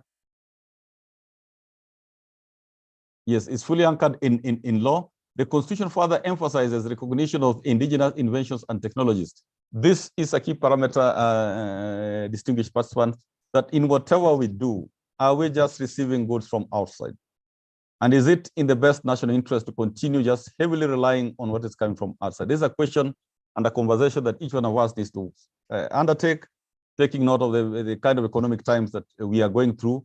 Do we really have to import everything from outside? Or can we convert some of our indigenous medicines, our indigenous fruits, even our indigenous cows? Yes, they might not be as competitive as maybe the ones which are coming out of research, but do we need to forget about them? Because there are those who can afford only what is indigenous. So this is captured in the Constitution, and it's one of the areas why I'm emphasizing on this, one of the areas that is missing. So that if you get an agency, for example, like our good institution, CALRO, are they promoting those traditional cows, or are we phasing out those traditional cows to bring from the outside? So in your strategy, that is some of the things that we would want that you indicate that we will ensure that indigenous inventions and technologies are promoted, blah, blah, blah, blah. So that's okay. So next, Vision 2020 talks about the same. I will not read about that, but I'll take you straight, which my colleagues talks about. There is the regulatory framework of what we undertake. We established by the Science, Technology, Innovation Act of 2013, that's the NACOSTI. And the third reason for that act was on number 3, to entrench science, technology, and innovation into the national production system and for connected purposes. So it's not to entrench, it is not to entrench science, technology, innovation in the universities or in such institutions. No, into the national production system.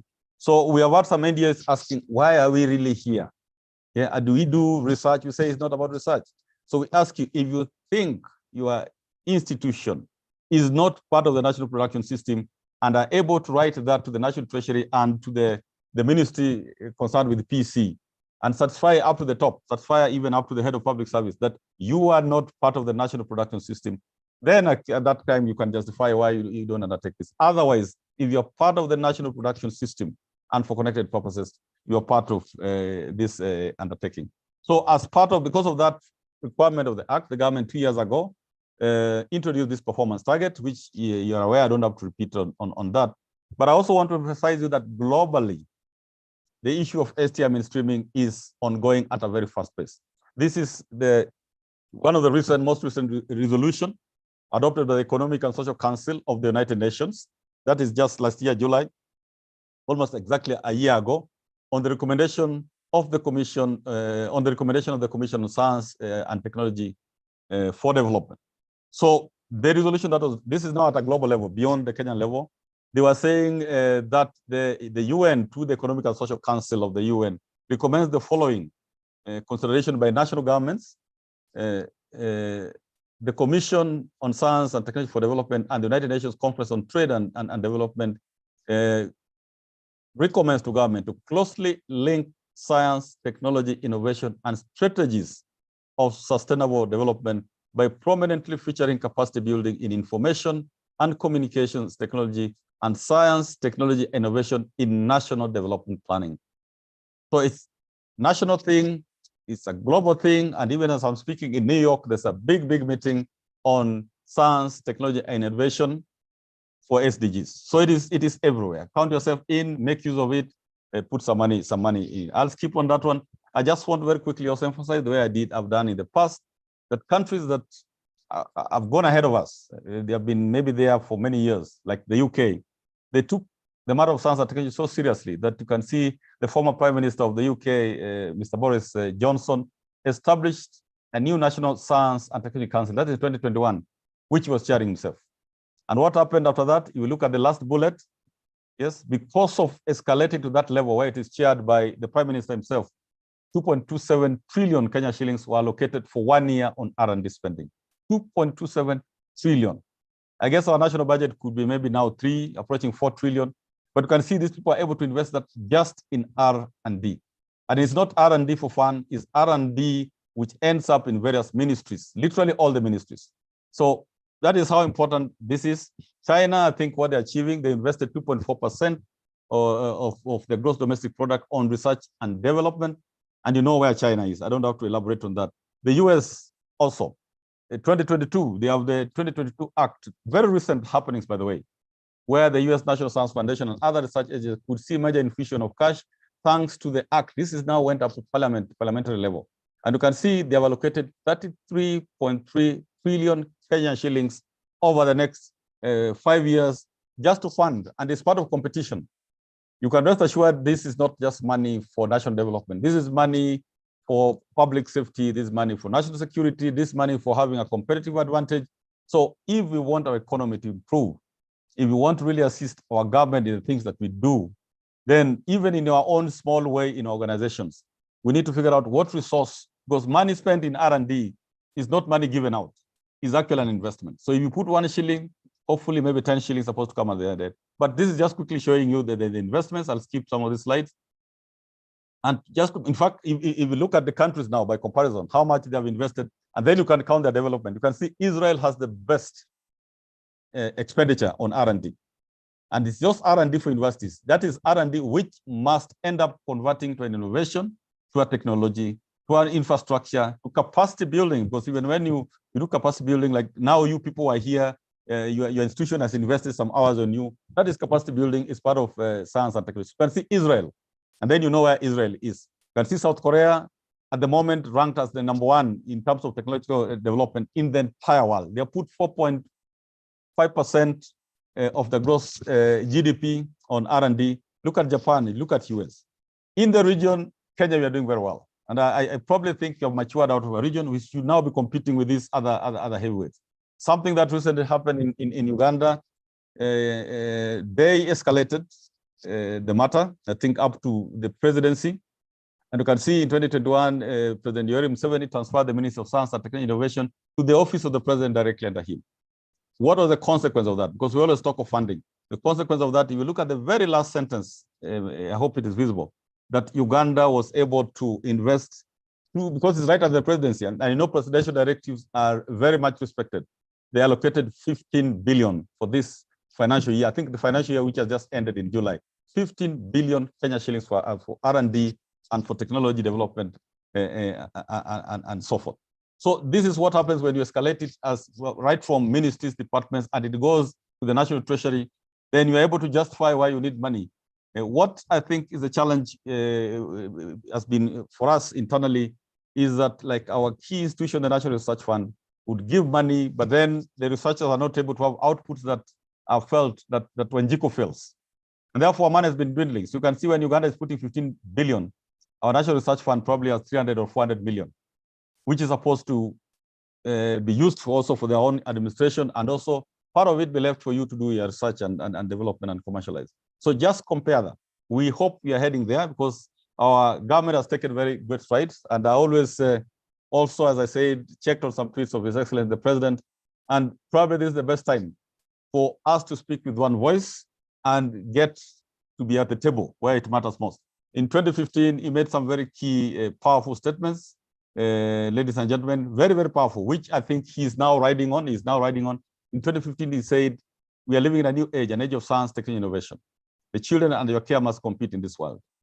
Very powerful statement. In 2019, he said, we have to scale up our engagement with science, technology, and innovation space, especially among our young generation. Science is going to rule the future. I strongly believe it is now ruling the future after the COVID. You can see what the COVID did. It really shook the entire world.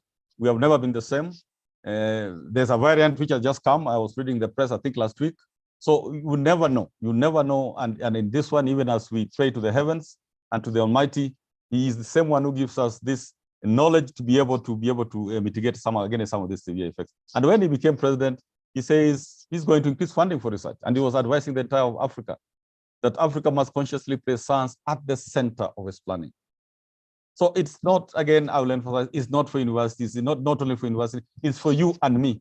Whether you are in this ministry, whether you're in this state department, whether you're in trade, whether you're in communities of agriculture, we need to implement this target. Back to the Act, again, it has 3 institutions. Our objective, and you might be asking, why are we doing this? Why are this special agency? Again, I know our team has talked about it, but allow me very quickly to highlight some of the things, because we rarely get this opportunity to express ourselves. The commission is established with the objective of regulating and assuring quality in the science, technology, and innovation sector. That statement, I've been at NACOSTI now for, I think, 3 years. That statement was not out there. It does not regulate research per se. It regulates the sector. And it advises the government in matters related thereto. And that gives us very fairly strong mandates, which our function number one is to develop in consultation with stakeholders the priorities in scientific, technological, and innovation activities in Kenya in relation to the economic and social policy of the government and the country's international commitment.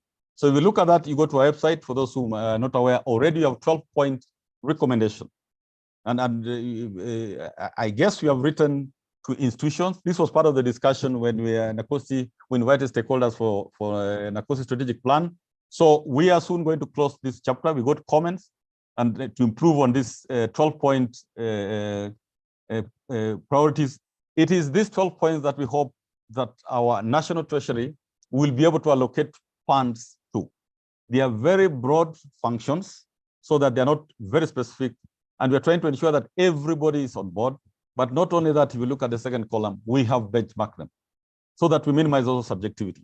We have benchmarked them. We have ensured that it captures fully the government's agenda, the bottom-up economic transformation agenda is inside there, and also compared with our international competitors because we're in a global market.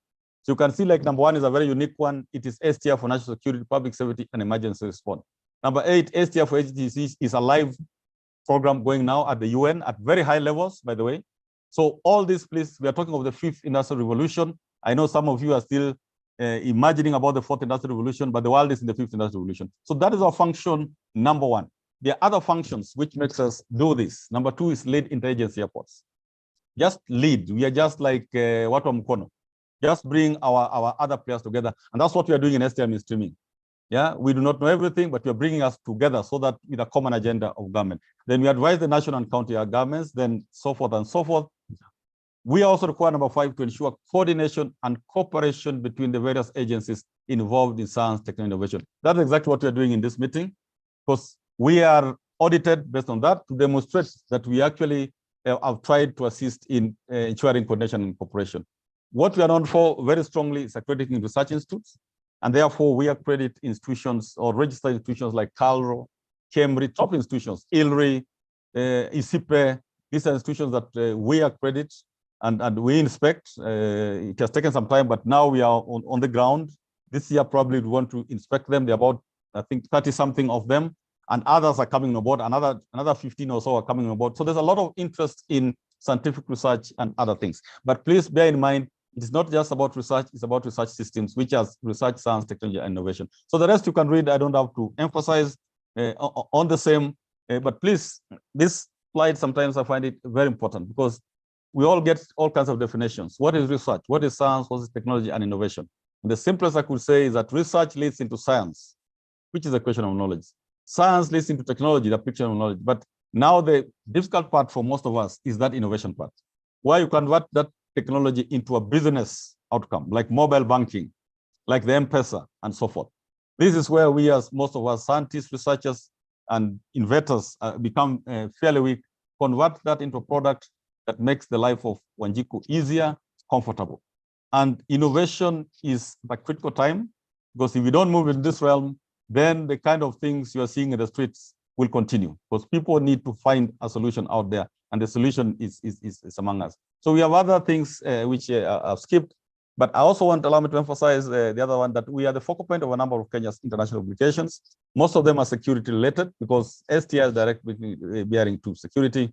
We are focal point of Biological Weapons Convention, International Center for Genetic Engineering, and so forth and so forth. And a number of you are benefited because we are sending out when like AFRA, the number 3, the Africa Regional Cooperative Agreement for Research, Development, and Training. Almost every week we get requests to nominate Kenyans to undertake training, in some cases, masters and PhD. Whereas before we had a limited zone that was circulating these opportunities, we now circulate to all of you. So if there's any of you who is not getting this feedback, please, probably you are wrong email or you have missed you out, let us know. The opportunities that come in plenty in a number of from a number of these organizations. Like I've told you, I've just come from a meeting of the Biological Weapons Convention in Geneva, and we had people from Kenya Bureau of Standards, from CALRO, from a number of institutions. So please, next time those of you can join us there, you'll be surprised at the kind of information that you'll get there. One of the benefits of being a focal point is now happening. It's a live thing happening at Egerton University. where the International Center for Genetic Engineering and Biotechnology is going to establish a regional research center on biotechnology. Very advanced level laboratories are going to come there with the support of the Indian government and the International Center for Genetic Engineering and Biotechnology, and of course, with the input, a strong input of our government. These are some of the benefits that are there. I'm sure there are a number of institutions here who could have hosted the same center, but we put out a call. 7 universities applied, 3 were shortlisted. Egerton University happened to be the best. There are a number of these opportunities that are coming. One, the latest one is like coming from the AFRA, where the Kenya Nuclear Regulatory Authority has now been designated as a regional designated center for research. And they have students that are coming to be trained in that center, I think in the next few months. So that is actually our role. So they are, as I said, there's a two-way traffic. As you give us the data that we are kindly requesting, you also have opportunity to benefit if you are active. So STI focal persons and champions are very key to your own institution on that. Yeah, something that I wanted to talk about is on research, and maybe this is for university, but literally all researchers are supposed to be licensed. There's a lot of debate on that. There's a lot of requests for waiver, which we have no issues, no problem with, because the Act says the minister can waive. Yeah, universities also feel they need this needs to be waived. Yeah, the only thing, whereas we are very okay with any institution requesting for waiver, kindly allow me just to inform that the Act, when it comes to research, was part of implementing international obligations. So sometimes there are efforts where we end up changing the Act, like the Kenya Act, and forgetting that the Act was just trying to actualize international obligations. So if you change the Act, then you have to go and also change the international obligation. And you'll find you have quite a number of obligations on this. Maybe the one I can start with is like UNESCO. The UNESCO Universal Declaration on both ethics and human rights, which was in 2005, and Kenya is a signatory. This declaration addresses ethical issues related to medicine, life sciences, and associated technologies. So if you are doing even a master's in medicine or a PhD in medicine, ordinarily it's an academic program and we should waive.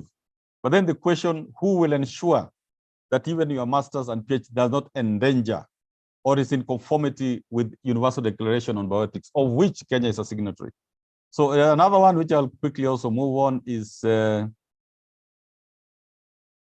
yes, we are also a signatory. We are ceded to the Biological Weapons Convention, which talks of effectively prohibiting the development, the production, the acquisition, the transfer, the stockpiling, and the use of biological and toxic weapons. You can imagine we're in the wake of COVID, and anything can be converted to a biological weapon.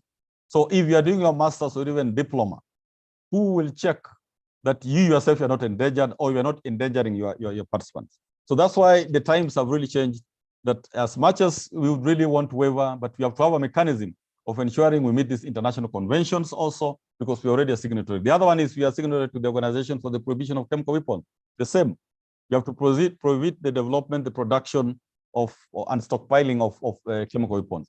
These weapons are developed through research, and you didn't know. So somebody can just produce it when doing some research at maybe even at diploma level at one of our diploma institutions, TVET institutions, or at master's level, or at BSc level, or at PhD level. So we need just to be aware of that one. So having said that, allow me to talk about the current status of research systems. But these are the kind of things that we're dealing with, which we have no answers to. But I know the few slides, there's definitely some organizations which are related to this. When you are doing your strategic, you are preparing your strategy and your annual plan, please tell us how you are going to help us solve this. Now, the issues of biological weapons came in 2016 when Kenya police foiled a large-scale biological attack using anthrax by a medical intern at a Kenyan hospital. I wouldn't want to mention which, but these students were connected to some external actors. And this is what I say, suppose you're in that laboratory, suppose that student was one of your colleagues and is making anthrax for some activity. Who checks on that? So the agencies who checks on that, the agencies in charge of labs. Then the other thing which is being asked now, Kenya's Ugali Scare, this is 2019. I'm just speaking from the news. Okay, how safe is your maize flour with regard to aflatoxin? And how sure are you that it's intentional or not intentional? My question is, who checks on that? Which agency, which MDA, which ministry, which department, which state corporation checks on the maize flour? I was asking this question the other day. I was told when it's packaged, it's like Kenya Bureau of Standards and other agencies. When it's not packaged, it's maybe the public health, State Department, so many forms. So Dr. Ngigi and team, this is what I was requesting as we engage with our stakeholders. Can we have stakeholders commit to assist? Sometimes it's just setting aside an inspection fee where you send your staff regionally, you send maybe to Mombasa, they survey and so forth. Because this now came this year in March. The Standard newspaper, a study done by Kemri, shows that pork, poultry, meat sold in supermarkets is contaminated. And nearly this is Kemri, this is the top institution that we can ever have, probably in Africa even. Yeah, 96.6% of poultry samples tested revealed the presence of at least one type of bacterium. This is from Kemri. The question I put to all of us and myself, I don't even know who is supposed to sample this, and how often do you sample? Because this is now a matter of life and death. Myself, yourself, your children, your families eat this food. Are we eating dangerous food? Is it what is causing cancer? Is it what is causing stress levels? And I can even stretch it. You have seen the number of Kenyans committing suicide or doing very abnormal things has increased. Is it because I took this chemical-laden poultry? That's why I feel mad. My hormonal balance has been interfered with. That is the question that we need to interrogate. So in your work plan and in the strategy is 3-5-year plan. Yes, that's the strategy that the STI strategy is a long term. Now the work plan, and I hope my colleagues have explained that, is now meant to actualize that strategy at an annual level, where you break it down and say, this year we'll focus on that. So who checks on poultry? Dr. Ngige, you'll have a conversation with the agency so that it is captured there in the best national and public interest. We cannot afford not to do that. Regardless of the little money that you have, this is of national security. This is another one, the herbicides. Okay, some NGOs sued in 2020, that's November last year. Somebody went to court to sue, complaining of some things that are some chemicals that are being imported into the country. Now that comes the question, which State Department is in charge of checking things that come through our borders and through our airports? Can they have that as one of their takeaways in the strategic plan, that we will assess that when we receive even those herbicides, it must first be taken to this laboratory, whether it's Carlo laboratory, whether it's Kefis laboratory, whether it's whichever laboratory. So these are the real things, so that you put something in your strategic plan and your annual work plan, which has direct impact on our people, on Wanjiko. So it's not just doing it for the sake of doing it. And you can agree with me that you and me eat this thing. It is unsafe. And that is of concern. And there are quite a number. This is in 2021. You can check the Daily Nation. For this one I've just picked. How safe is the sukuma wiki that you eat? So who checks on the sukuma wiki? Because it's not packaged, it's in the shelf. If you went to any of the supermarkets, even now, wherever you are in the country, you'll get some sukuma wiki. You'll get some onions. You'll get some whatever. Who does the sampling just to check, to ensure that? Yes, but this is a study now which was done. I think this was done by Kefis again. That out of 10 sukuma wiki samples, 90% were contaminated with toxic pesticides, while the pesticide toxicity in peas, that's minji, stood at 76%. According to WHO, unsafe food containing bacteria, viruses, parasites, or chemical substances causes more than 200 diseases ranging from diarrhea to cancers. Globally, 1 in 10 people falls ill after consuming contaminated food, and 420,000 people die of food-related illness every year.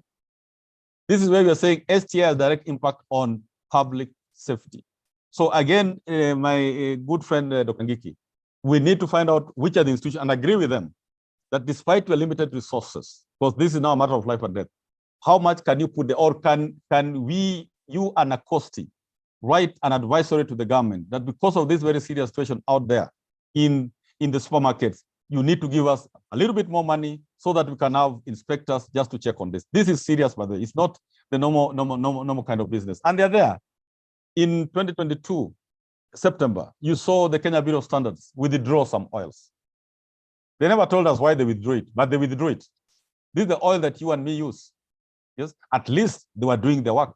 You can see by sampling, they were able to withdraw. And by the way, we were with KEBS in Geneva in a very powerful way. So these are some of the agencies that undertake their work. So if they put this in their annual work plan for STI, I'm sure the organization will be able to allocate resources to the officers who are dealing with this, so that they not only once in a while ambush us with withdrawals, but they do it, make it as their business. That every month, maybe every month we sample. One time we sample the coast, another we sample Western, another one Central, so that our lives are at stake. Yeah, it's not just about economic development, but it's about our existence. Aflatoxin. This was researched by Calro in 2022. Yeah, Kenya researchers in Calro have established that aflatoxins found in common cereals like maize and wheat are a major burden on Kenya's healthcare system. You can see now the impact. Yes, either a state department or a state corporation is not able to do their work, and the impact is on health. The link to cancer. Which one of us would want to have cancer? So again, Dr. Ngigi would want, which are the agencies? It cannot be one. There are several agencies, there are several ministries, there are several departments which are involved in this in a little way. Can they pool their resources together? Can they form a multi-agency team? Can they, as NACOSTI, we are there to assist with advice of the government that this is critical? Yes, because we have experts, peer experts that we bring to NACOSTI to be able to guide us on this. So these are issues which are real. Then, of course, now where STI becomes very important, I don't know who's going to do this, is the fifth industrial revolution. They're manufacturing body parts. I think I've presented on this slides quite a number of times. And you can see the letters that, and some of you are experts, much experts. I'm not an expert. They are now printing the human heart. Printing with a printer, the way you print paper. And the question is first is the health. Of course, the health ones, we believe they have checked it, whichever experts, whichever country is doing it. But then now the angle on this one is the national security aspects. I go to some country, I come back with a printed heart. Are you sure it's the same me? Are things in my heart, as I always say, maybe the soul has not been touched, the spirit has not been touched, but who checks on that? This is where now the security sector comes in. Yes, who will do a debriefing on me when I come back? They say, okay, before you go back to NACOSTI, we need to engage with 1 week, maybe check your body just to see that your heart is okay. This is happening. This is one of the most advancing areas at this particular time. And we have now the first man who has a 3D printed eye. Okay, again, you can Google that. I've given the URL there. Now, what I put to all of us, which agency is supposed to lead us on this? Checking on these things that are happening in the medical field, this gene editing thing that we're hearing every day, this cybersecurity thing that we're hearing every day. It cannot be one agency, it's a multi-agency approach. So, David, one of the things, even as they do the annual work plans, something which we have never done before, is to figure out if we can encourage the grouping of various agencies to undertake a certain matter of national interest. So if it's like gene editing, which agencies need to be brought together so that their work plans on that will almost be similar, and whatever they're doing, they do together, they synergize, the little resources that you have them as a pool. This person has a 3D printed eye. If it was me, how would you know that that eye is really doing the same thing that a normal eye would do? Is it a camera, or will it burst at one time? I will just be standing somewhere and then the eye just explodes like a bomb. Who checks on that at least? That's my question. Who checks on that? And that's why we are saying this target is not just about the universities and research institutions. It's about all of us, because our life is at stake. So with those remarks, just allow me to also inform that in addition to what I've said, Kenya is competing with the other countries within the region, within Africa, within the world. And this competition is based on certain scores, getting certain indexes. Like you can talk of human capacity. You can talk of how much money have we invested on research. We can talk of how much money have we invested on infrastructure. So at the end of the day, the data that we are capturing or you are giving us is meant to inform those organizations in the world that are ranking Kenya to increase Kenya's ranking. And one of the one which has been there for a long time, and we all know it, is the Global Innovation Index. It has a number of technology-based parameters and indicators. Okay, so if your institution, and this is what I would ask each one of us to do, including NACOSTI, how do we quantify our contribution towards Kenya's Global Innovation Index? Because the parameters are there. The parameters are there. You can see, like I've just, yes, at the bottom, you can see the indicators on science and innovation investments. how much money has Nacosti put in science and innovations? And are we able to capture that money and inform them or avail it to those rankings? Because when we are ranked as number one, then we attract industry inside the country. It's not just ranking for the sake of ranking. People check, businesses check the status that where do I need to invest my company? Then there's another factor on technological progress. All these factors are within the organizations and ourselves. So this is the reason why I believe literally all MDS need to be in this, unless you are able to prove that you are not contributing to Kenya's global competitiveness. So that one is there. I'll skip. The other one which is there is World Competitiveness Ranking. And up to now, I think Kenya, we are not even ranked. I think they always rank, is it the top 100 or 200? We are not ranked, as I'm speaking, but we still believe that we need to be there. No African country is ranked. You can see the top 12, Denmark, Switzerland, and so forth. But the factors are the same. Like there's a last factor on infrastructure, basic infrastructure. This is the reason we're asking you, please, can you kindly provide us information on the infrastructure that you have in your institution? And as I'll show you ahead, a number of institutions here are very, very expensive infrastructure, which nobody knew they had. Yes. So you can see rankings based on infrastructure, basic infrastructure, technological infrastructure, scientific infrastructure, health and environment, education. How much money do we spend on our fellow Kenyans to either study abroad or study within or take some short courses? So these are the ranking. One which is hot now at the UN is SDGs. Yes. Google, you can Google even now and check what is Kenya's SDG index. It does not only concern the Ministry of Environment, it concerns all of us. Because literally SDGs, as you know, are 17. They cover whether it's economy, whether it's agriculture, whether it's industry, whether it's poverty, everything. So our question is, what in a small way would your institution contribute? Like now we are required by the country at presidential directive plant several billion trees, and I'm sure you're putting it in your target. Those trees are actually part of science, technology, and innovation. Even the seedlings are coming out of science, technology, and innovation. So we're in this together. So what is your contribution on SDG index? What's the contribution on the most technology advanced country? And you can see at the top is South Korea, because they have investment. They have invested. And we know a number of us have invested, but nobody knows that you've invested. I know, for example, like Cambridge receives maybe around 5 to almost 6 billion from donor funding. Very few of us know that. That's quite some money to get from donor funding, and they need to get accolades. Yes, the other institutions which do the same. That is the work that Nacosti is there for, to be able to shout loud that this institution has gone out of its way and has attracted 6 billion as compared to maybe 3 billion from our government. And that is happening in Calro, Cambridge, University of Nairobi, a lot of billions and so forth. So these are contributions. I'll just keep them. A Human Development Index, ICT, which, as you know, even the president himself is very, very keen on our ICT ranking. What is your contribution? Even the things that you do, you digitize. You offer platform for your staff. As Nacosti, we are digitizing this process. That is a contribution towards our ICT ranking, which is very, very key. Frontier Technologies Index. Again, Kenya is ranked there. So they are there. So if you look at that, those are what informs the tables. So if you remove any component of the table, you miss out on the ranking. It's like we did not decide the tables ourselves. It was dictated by the indices. And that information is required. And Nacosti, being not Nacosti, science, technology, innovation, being cross-cutting, was the best way to attract this. So these are the tables that we have. As I said, once you fill them once, and our team is there to even come to your agency to assist you fill in that information.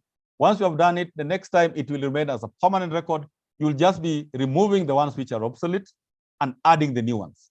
So you might find the data might even remain the same. If there's no change in your organization, it might remain the same, even for human capital and so forth. How are we using this data? We have received the first batch just, I think, 2 quarters ago. We are now assessing what we were given to you gave us in July. And I can tell you the information that is coming out there is extremely exciting. I'll just move quickly to, key equipment and their location. This is just sample. This is not all of you. So this is what our team is speaking, key equipment institutions. If you look at it, and we are saying that it should be equipment costing, is it more than 500,000 and above? Was it 5 million and above or 500,000? David, what's the minimum? Even Gigi, that's the minimum that equipment that we are looking for. 500,000. Yes. Now you look at that. Look at what I've put in pink there. Who knew that Calro at Muguga, yeah, the Institute of Muguga has an equipment, this digestibility trial unit with heating unit costing 500 million. No, there's 500 million, yes. Yes, 500 million. Yeah. Who knew that Calro Naivasha, Calro Kericho, Kipra headquarters, they're talking of statistical software, which you can go and hire rather than buy another one. You can either go and use the stuff at Kipra. They have 21 million statistical software. This is what will be availing, and I think our team is trying to put it in some app. Once we are able to assess and validate what you have given us this July. This is for, I think, 2 quarters ago. It's the first time you are doing this. That's in terms of equipment, and you can just take your time and look at this. Engineering and technology. Who knew that which institution? The university colleges. Yeah, Chuka University has an equipment called triple quadruple gas chromatograph at 54 million. Yeah, who knew that cooperative university has an equipment? No, they don't have an equipment. They have a facility, an hospital facility, which is an STI facility of 150 million. Who knew that? So these are the things that data is important and will avail it. Who knew that the TTI at Wote, they have a smart board of 200 million. I don't know what it does, by the way, 200 million. So that the people around that area can use that smart board. Who knew that Masinga Technical and Vocational College has a mechatronic engineering training kit of 108 million? Who knew that? And they're all there. This is the data that you have given us. We only hope they're authentic. Who knew that Konza Technopolis has an assorted networking, storage, and power equipment of 297 million? Who knew that KIPI has an IPA system of 300 million? So they're all there. This is the data that you've given us. Yes. Who knew that MTRH has a second linear accelerator at 288 million? And it's becoming even better. Who knew that organization ENSDA has a 1.2 billion liter processing equipment? This is science and technology.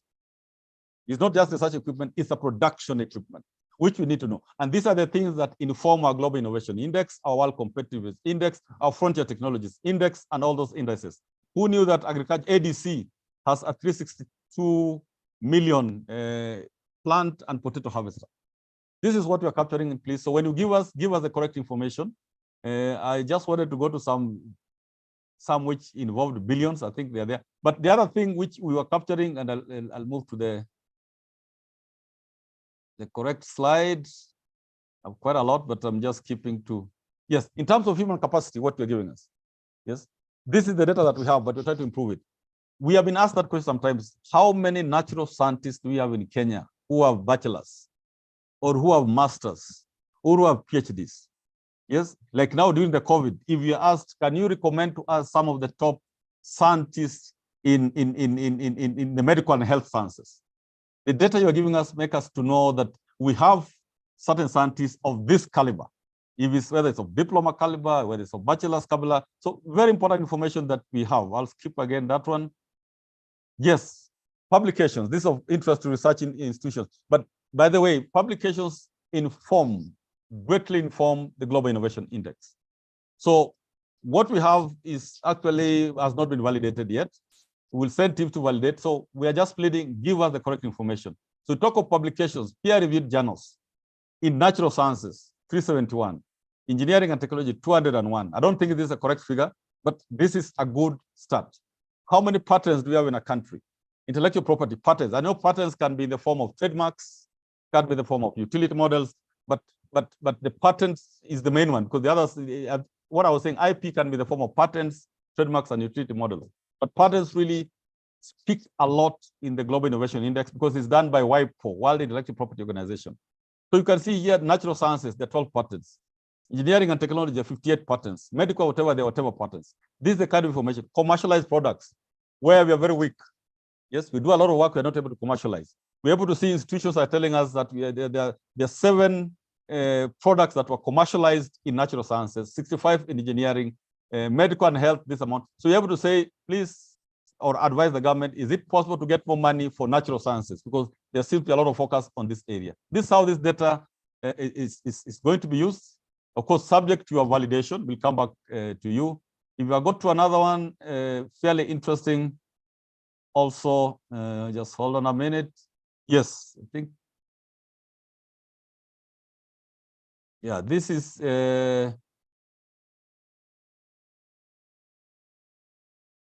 institutions, yes, institutions that work with the international, yeah, institutions working with private sector international partners.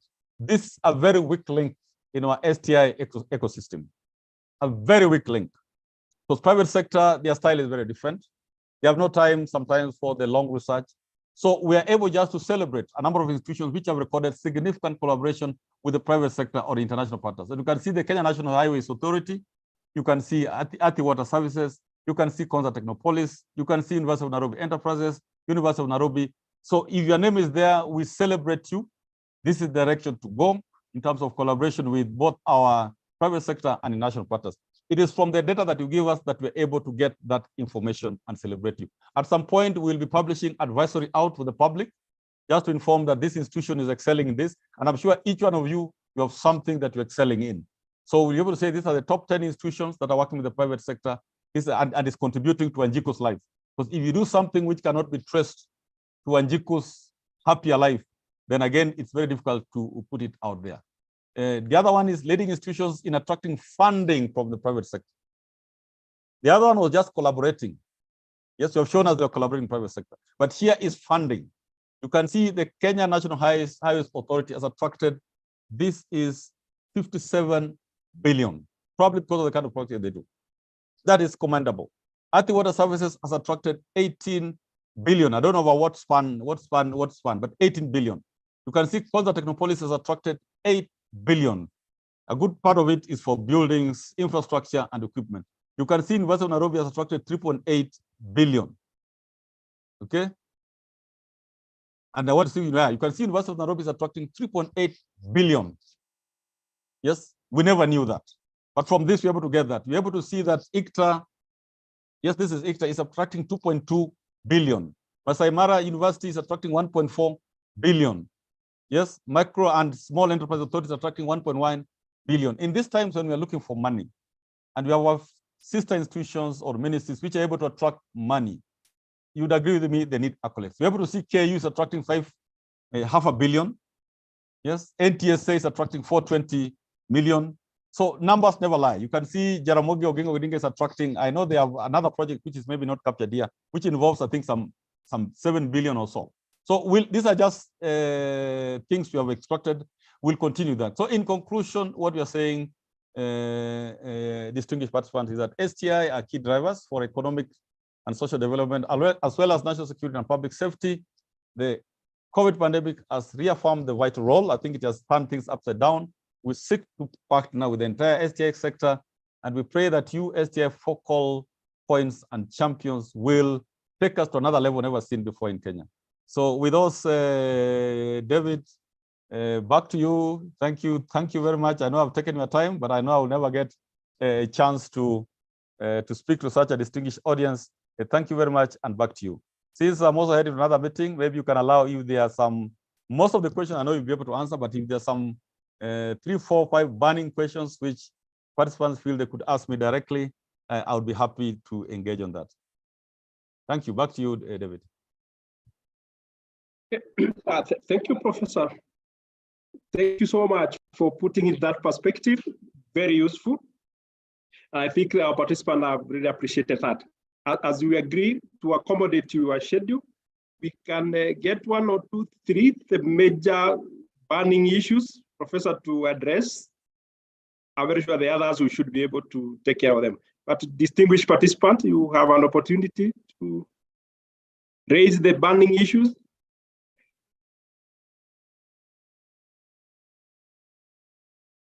Yes, I'm seeing somebody's Esbon is saying we share. I think we will share. We'll share all our presentations, David. Yes, respond that we'll share. Yes, please. Participants, you could raise your hand so that I can be able to notice those who have issues.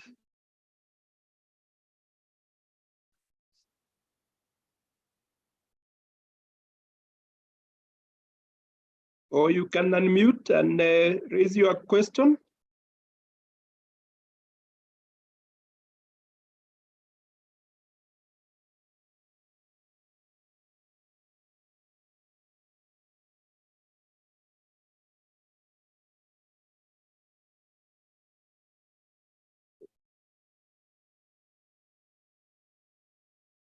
Yes, on the chat, I'm just seeing there's Evans. You can hear me, David and Tim?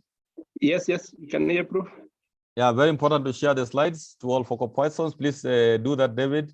We'll be much grateful if this vital information is shared. Please do that. Yes, by sending PPT, kindly share the content. So there's more of sharing the content, probably. Then with those few remarks, I think you can answer questions that come at the end. If there are some which will require me, then they can be emailed and we will respond. So, David, you allow me to exit? Please. Thank you, DG. We really appreciate your time and the input. I'll be on and off, so just continue, and thank you very much to the participants. Okay. Thank you. Most welcome.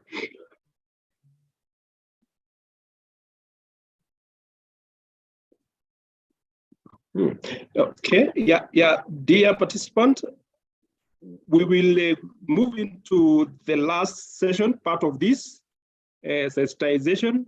And you also agree this is another very important aspect that to help us address the issues of reporting. And these are the tools that you're going to interact with them for the other 4 quarters. And for sure, these are to make sure that we are able to capture the right info and in the right format. Allow me to introduce the next speaker, who will be Cyrus Kamau. We will try to make it simpler for you in terms of the reporting framework. Cyrus, if you are set, you can take the floor.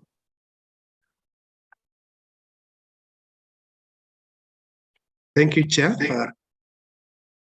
for the opportunity. I would want to say good afternoon, everyone, and welcome to this sensitization function. I hope I'm audible enough.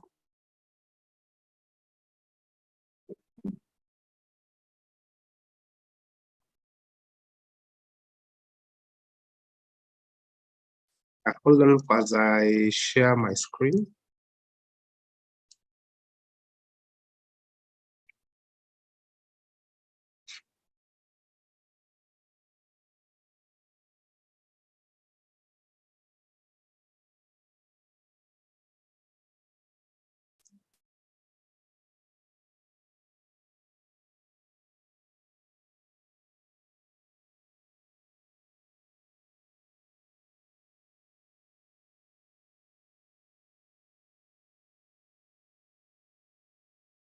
Thank you.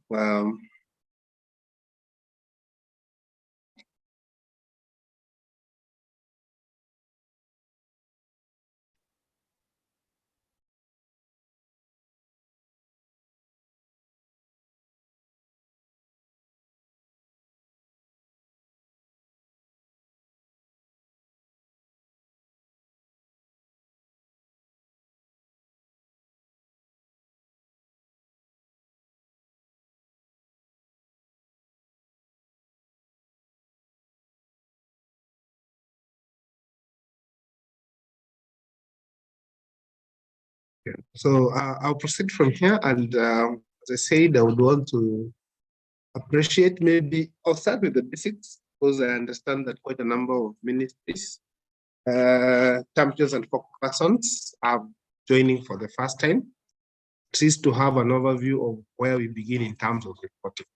So my reporting will be in terms of the practicality of what is expected of the focal persons. So I'll not do it in form of slides. I'll just do it the way you're supposed to.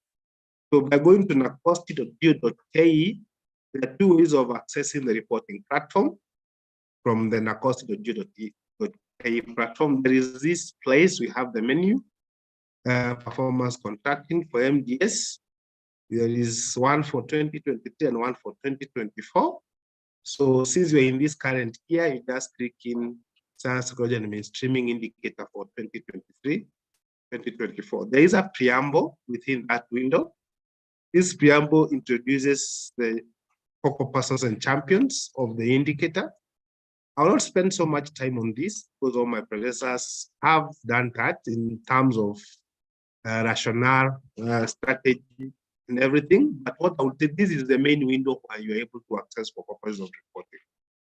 And from this window, you'll be able to see the eligibility, who are the participating entities, and the assessment of the activities is 100% distributed within those three key areas: development or implementation of STI mainstreaming strategy, 30, development and implementation of the STI mainstreaming annual work plan for institutional mainstreaming, which is 50%, then promptly and accurately submitting of quarterly and annual reports to NACOSTI, which is carrying 20%. So the details and materials that are required will be updated after this training. So I'll start with the first item, which is developing the MDA's work plan. For this case, it's developing the ministry's work plan. So we have developed templates. Allow me to share that template, which you're calling the STI mainstreaming template. So it is in Word format, and this is the nature of the template. So basically, it gives what is generally would be done by the teams that are implementing the indicator. We have the first aspect, or the first activity is appoint and reappoint focal persons and champions. The activity is the appointment. This one is done by the accounting officer of the institution of the MDA. For this case, we anticipate the PS should be appointing for the focal persons and champions as the accounting officer within the ministry. Then issuing a letter of appointment. So we're anticipating the output in this case. This is a template will be this later. So in this case, the output would be an appointment letter. And as we have said, it's anticipated that what is done within the first quarter. I will shade that color to show that that's an activity within the first quarter of our period. Then the training of the focal persons. So what you anticipate, what you are currently having now is a training. So the training of focal persons and champions is done for the ministry, for the ones that are responsible for this indicator. And it's happening in August as we speak. So it's within the first quarter. You could also plan to have maybe attend any other training, maybe within the second and the third quarter. So if there any allocation, like for the appointment letter, there is no budget allocation. It's just the appointment taking place. And the responsibility of following up to have to see this what happens is a focal person. Brooke.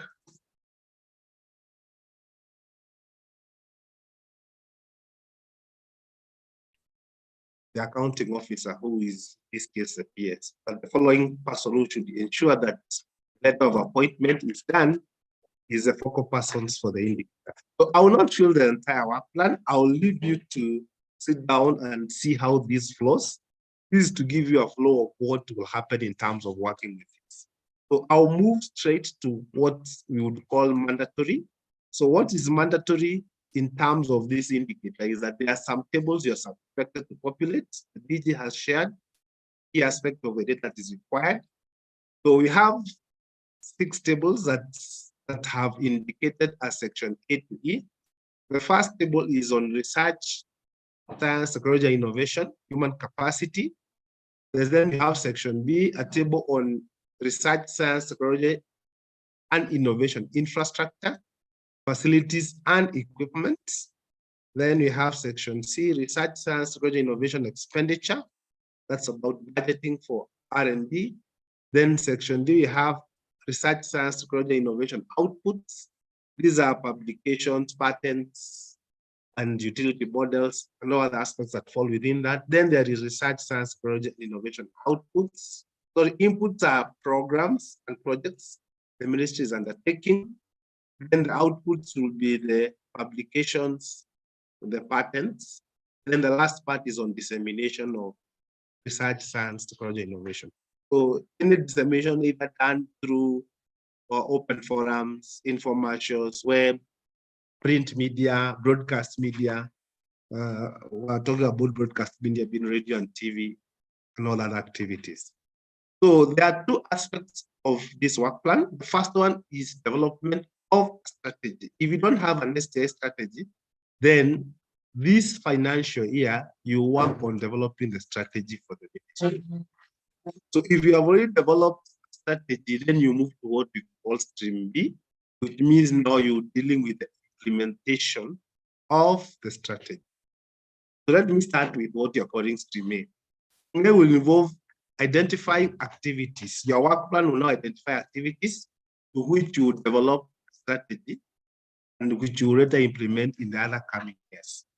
So we have given you an examples of activities that you can undertake when developing the strategy. The first one is establishment or formation of a working group. So this one means, this one is linked to number one above, the appointment of focal persons and champions. We already developed a team which is made up of focal persons and champion and have an appointment letter, and they may start working on that.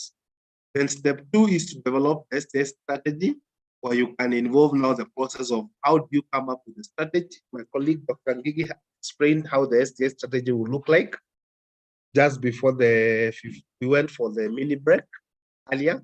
So those activities that were explained will now form the strategy. We have also provided a link to where you can get that strategy when you're developing within the website. You also provide it among the tools that I have just explained.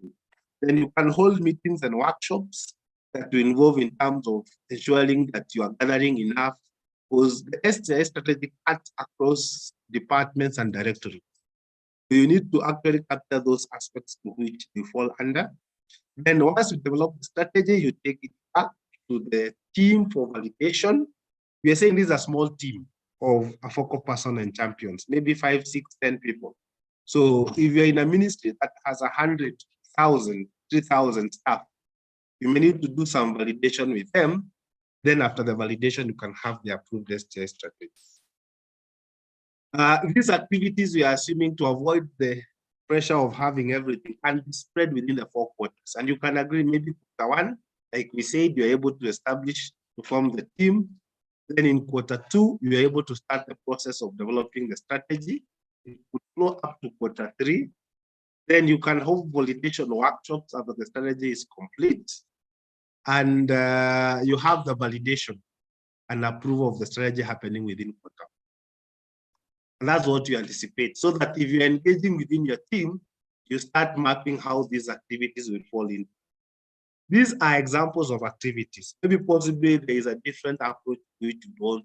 As we just given 5, it could be 7, 10 activities that you have from the point of establishing a working group to the point to which you have an approved strategy.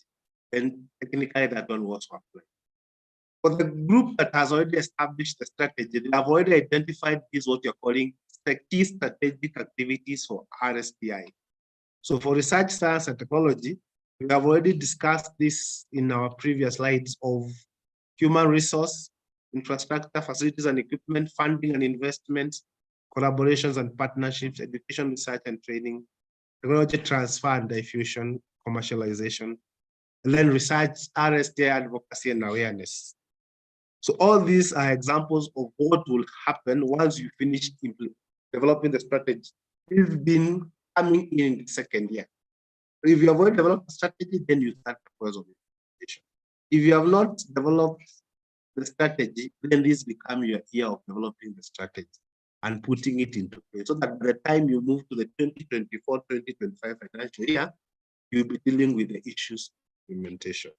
So a key aspect of submission of your report should be done between quarter 1, quarter 2, quarter 3. What is this timely submission? As required with other PC targets, you're expected to submit by 15th, the next month. And I think this one has been also emphasized by the team that has been done before. But that this one has been done, you're able to put the ministry's logo, maybe the Republic of Kenya, Ministry of Education, or whatever your logo is, which is a coat of arms for the ministries that will suit in terms of this strategy. Then it needs to be signed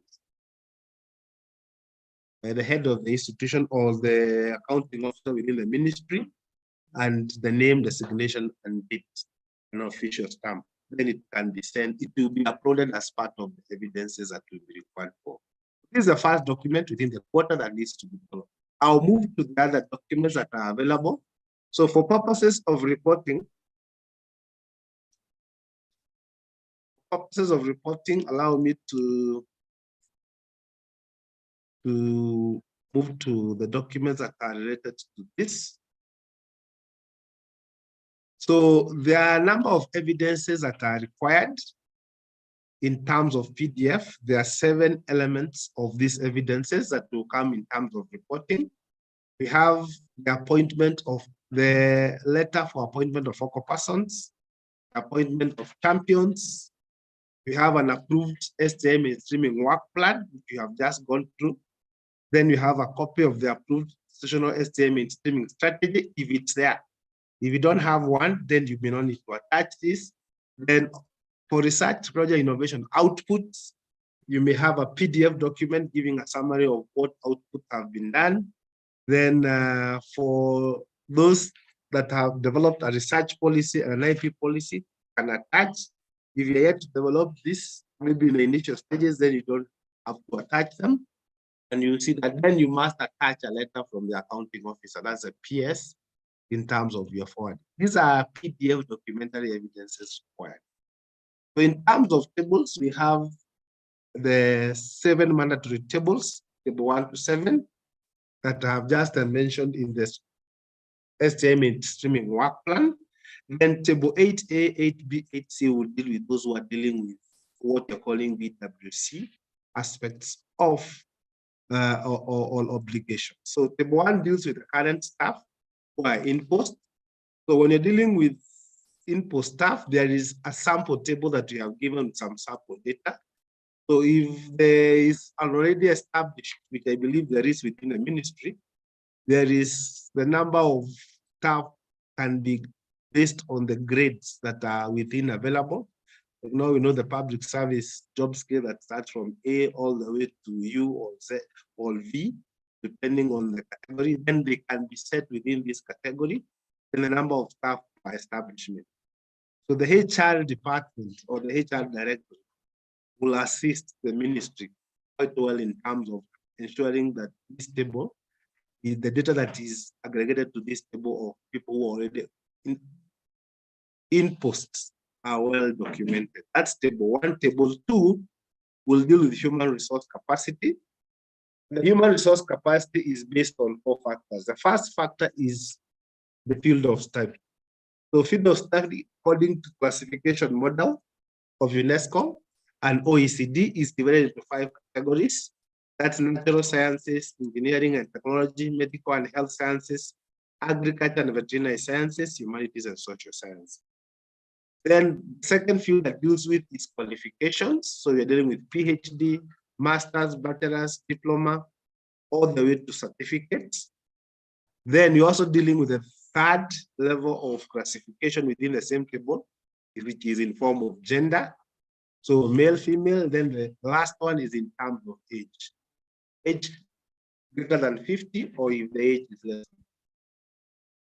We are working with 50, because 50 is the age at which maybe retirement starts with. It's the agreeable age to which maybe in terms of looking at the staff aging workforce and all other aspects that require succession planning can be able to be an informed point to which probably that age can be mapped in.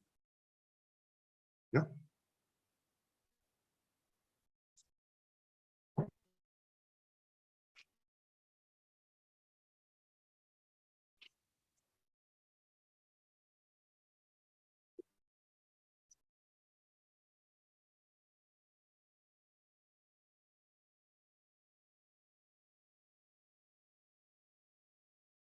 Sorry for that. I understand the table for human resource capacity was not in due. I have brought it into view. That's table 2. So this is the data that will be required. So what you need to do is to, once you get the data, if it's natural sciences and you're able to get, if there are 30, who are male who have PhD, or there are 2 that are below 50 but are male. Female, there are 5, or sorry, there are 5. Then below 50, there are 6. It will give you the totals in this column. So you don't have to compute the totals here and here. So they already set formulas to fill that. So your work is to fill these white spaces within these entries. Then the computational formulas have already been done and access. You don't have to compute the totals. They have been already formulas to compute. So another challenge that has come in from our past is now to classify what are natural sciences. How do you know when somebody has a bachelor's in geology? Is it within natural science? Is it engineering?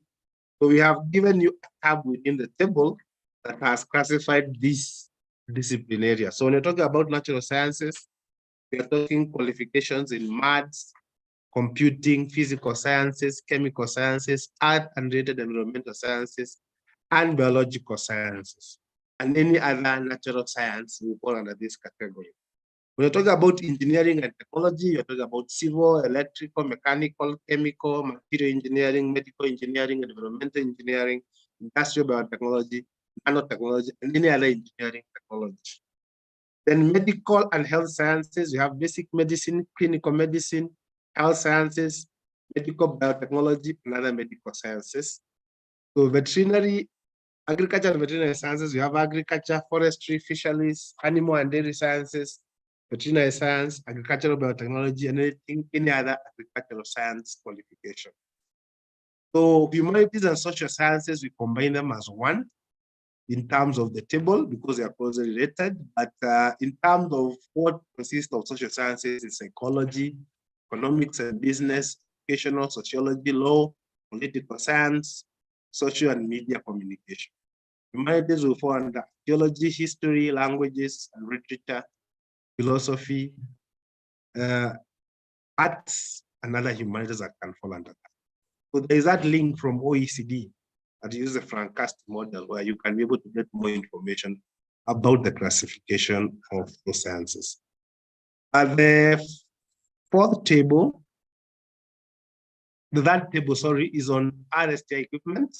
And DG also showed that if you have equipments within the ministry that fall under those categories of sciences, you can tell us the name of the equipment, that it was installed, if it's known. If it's unknown, just say unknown. The location within the ministry, that where that equipment or laboratory is, the cost and the equipment that it has, its use or capability, like what we have seen examples of what Caro and other areas and other entities have. Then so it's in working condition, you can say yes. So it also classified according to the same 5 areas or science areas: natural sciences, engineering, and medical health, veterinary sciences, humanities, and social sciences. The next table falls under research and development expenditure. At least for this, all ministries have something to do with that. So if you're receiving grants from the Exchequer as a ministry, you're able to put the budget is divided into 2 categories: developmental budget and recurrent budget. So this total will be computed. Let's say you have a development budget of 300 million. Then development budget of 100 million.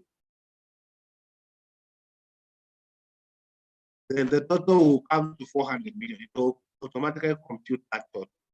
Then if you have an R&D budget, how much money are you intending to send or to spend on R&D activities? And these R&D activities could involve both equipments, facilities, and also operational activities that are research and development related. Maybe if it's 10 million of the ministry's budget,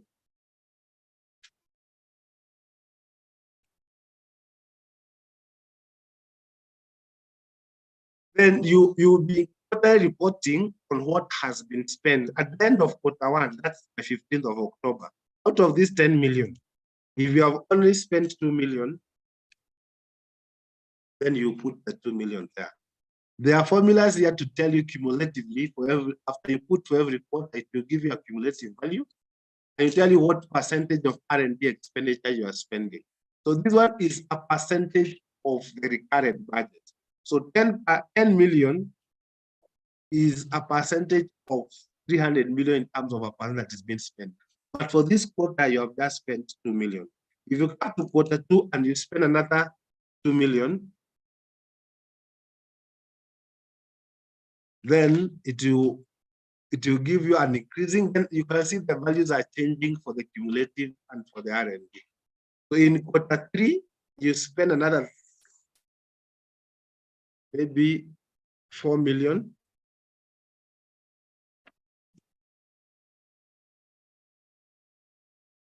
Then cumulatively, you have spent 8 million, which is translated to 2% of R&D. Then in quarter 4, you spend another 2 million. So that whatever was assigned as an annual budget of 10 million, you end up spending 10 million, which is 2.50% of your budget. Note that we are encouraging ministries to spend at least 2% of their R&D expenditure from their budget, 2% of the annual budget. So there is no harm if this figure is below 2. Maybe if you have set aside 5 million.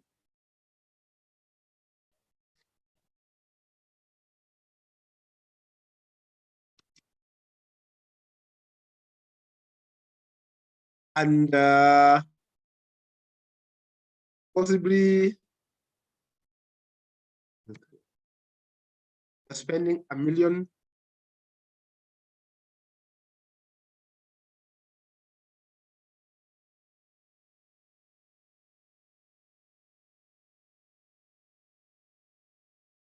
It will give you what percentage you have been set aside maybe for R&D. It's 1.25.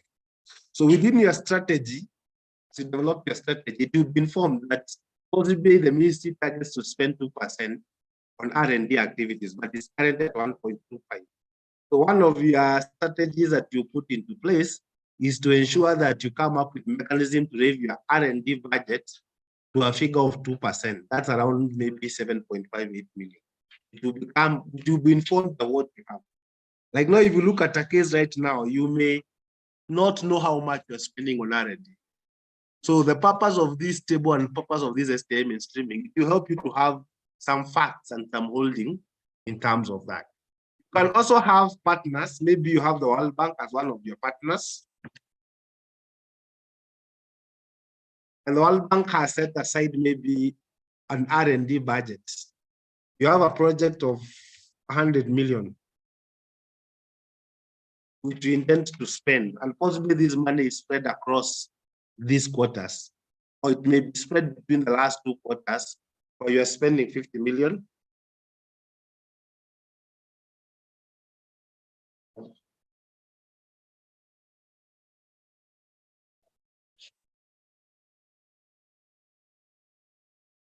And maybe it's also put as a recurrent. Let's say if the 100 million has been subdivided into 2, we have a recurrent budget of 80 million. Sorry. And maybe you need to invest in vehicles for the project, and you're buying vehicles worth 20 million, which is more of a development budget because the vehicles are assets.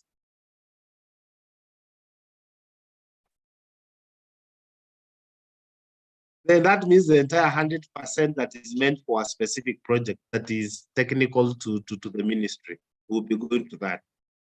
In that sense, whatever is coming from the GOK as grants is showing that you have 1.25% that you're investing from GOK grants. But from the partner you have, or the donor or the partner that you develop, the partner you have on mind, is spending the entire budget on R&D.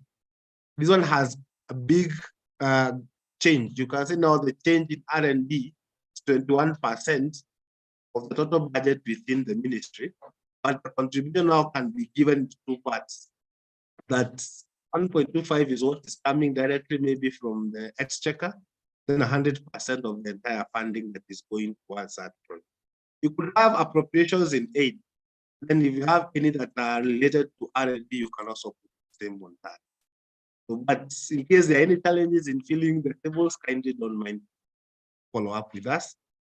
a position to assist that. That was just to just explain how the tables are coming into place.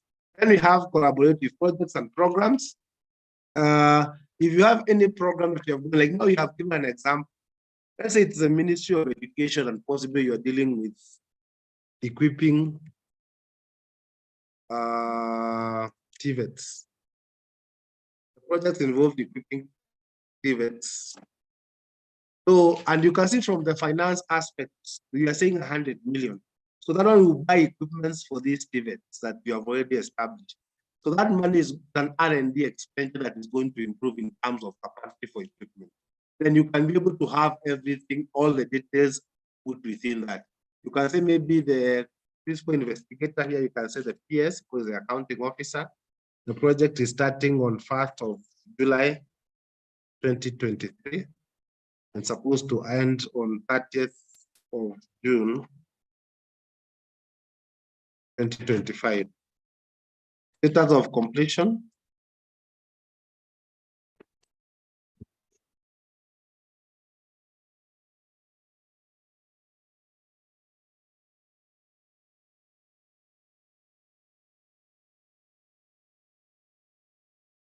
There are some controls here within the year that maybe may need to be checked to check them out. Then if it is 16% complete or 50% complete, we give you that. Then is it GOK funded? If it is not, you can say partner funded, have the World Bank. It's not private sector funded. So, sorry, development partner is there. If there are many, you can put them there, then indicate whether it's public or private sector. Then if that one is within that range to say that you maybe are spending on the public sector, then the budget that is being sent, that is 100 million.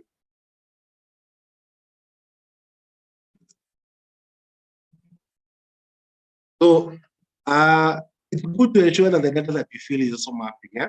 Because sometimes we take a table that is dealing with R&D, we can get there is a partner in the R&D and is doing some budgeting. But when you come to collaborative projects, you find that that partner is not occurring here. So there is some mismatch. Or we have 10 partners here within the collaborative projects. But when you come to the table that is dealing with R&D budgets, you only find 3. So the other 4 disappear somewhere. So it's good to ensure that there is alignment in terms of when you come to the R&D expenditure table and the programs table, if there are any projects that are coming in within the projects table, they also map towards that direction. You help us match even in terms of validating the data, even if it's in raw form. Then the next table will be the table on research technology outputs. So as explained earlier also, here we are giving numbers within the 5 key areas that we have just mentioned based on the classification. So if there are any peer-reviewed journals, if there are any journals that have been done, then you're able to put the numbers. If there is one journal in engineering and one journal in natural science,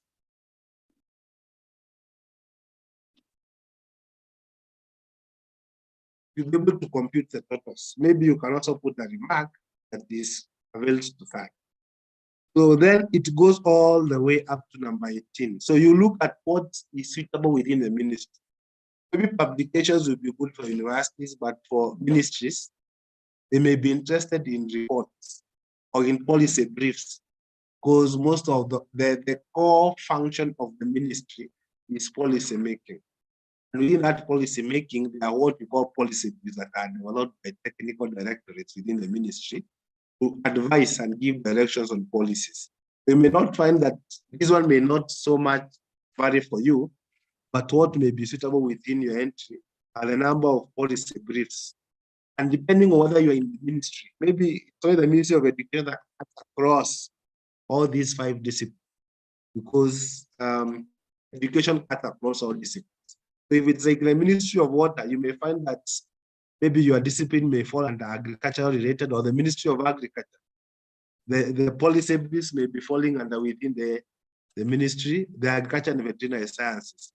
And you're saying within this quarter, we have done 12 policy briefs in veterinary and veterinary sciences. So Another aspect that may come in within the ministries is they may not deal with commercialization. You may have a memorandum of understanding. Ministries are key driver for collaborations and partnerships. And what they have, they're able to sign what you call corporations of agreements between governments, between agencies, between donor partners. If there exists that fall within that category or within that quota, you're able to provide details on that. Then any other that may be relevant to that ministry. If there's nothing else that is relevant to that ministry, you don't have to. If there is none that has happened within the quota, you can kindly say none, so that you're able to be sure that the table was not uploaded, but there was nothing to do with publications within that quota for reporting that you're able to bring forward. Then the next table, we'll call it the last table, which is table 7, dealing with dissemination of information. Any activities that you deal with dissemination, you're saying ministry involves policy. Policy involves informing agencies that they work with, or agencies that they relate with, or partners that they work with.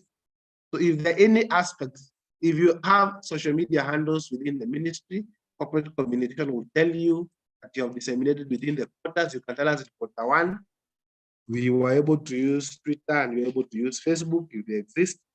If you use print media, newspapers, the Standard, the Nation Media Group, the Star newspaper, you can tell us. If you did workshops that are related to the ministry to disseminate information, you can tell us we took 3 workshops. You just specify then you can put the details of the activities here. You can say there were 3 workshops on climate change that were held. Maybe you can say in Nakuru or in Nairobi or in Mombasa or wherever place that can be. The ones will give the details of the activities. The one just gives you the numbers. If there is any remark that you wish to put in, you can be able to. The same case, conferences. If you're able to host a conference or you're able to participate in a conference, not just as a participant, maybe as a partner in that conference. That means you are playing a key role either in organizing, in financing, in other aspects that are involved. If it's our seminar, if it's an exhibition, you're able to put in the exhibition. Like now there is 2 weeks time, there is a Mombasa ASK show. So that's a trade fair. There will be a trade fair in Mombasa. There will be Nairobi International Trade Fair. You can put the activities of the trade fair. Then you say where they were hosted. That's Nairobi International Trade Fair in Mombasa. And what was the key aspect? What were you disseminating? Were they policy briefs?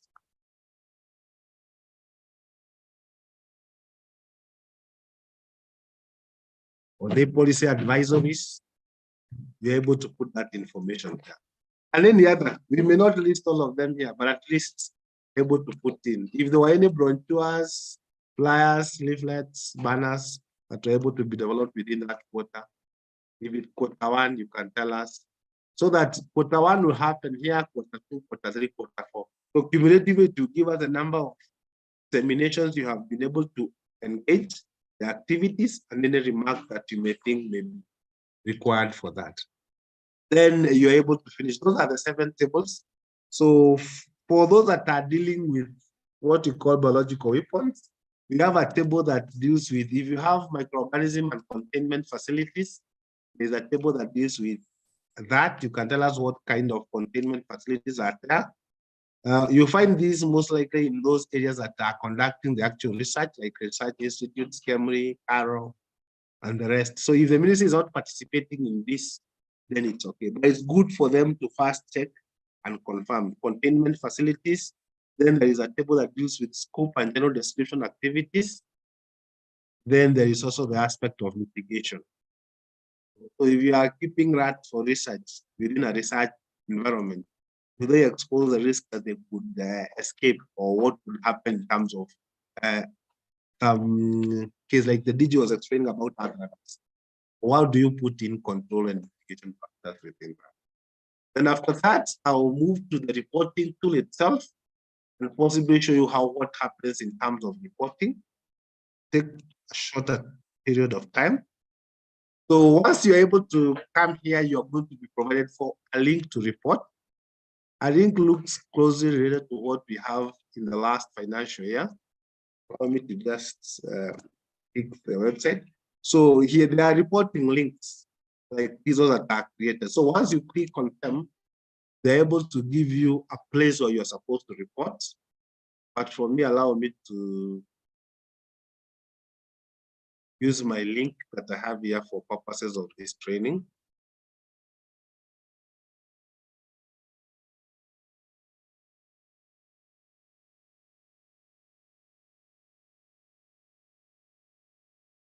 So once you're able to access this link, you are supposed to come to a place like this that will tell you what's required. I said about documentary evidence that you went through and the tables that have gone through the 7 of them. So this link will give you a place where you're able to click and say next. So after you have populated all the tables, this is a link that you're able now to submit. So you can select you are an MDA in Kenya, a high commission or an embassy, or a private sector institution or agency in Kenya. Since you fall under public MDA as a ministry, then you say next. You select the institution. You're saying it's a ministry or state department category. Then under the ministry, I select the ministry that falls under. Then the county headquarters. So ministries are basically headquartered in County 47, which is Nairobi.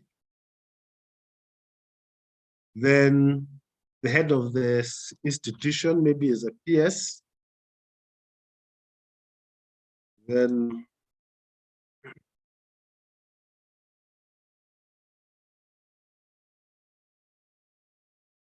you can provide the name and click next.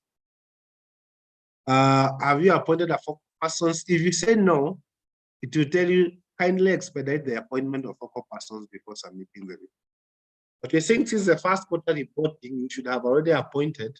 When you select yes, it will tell you to provide the details.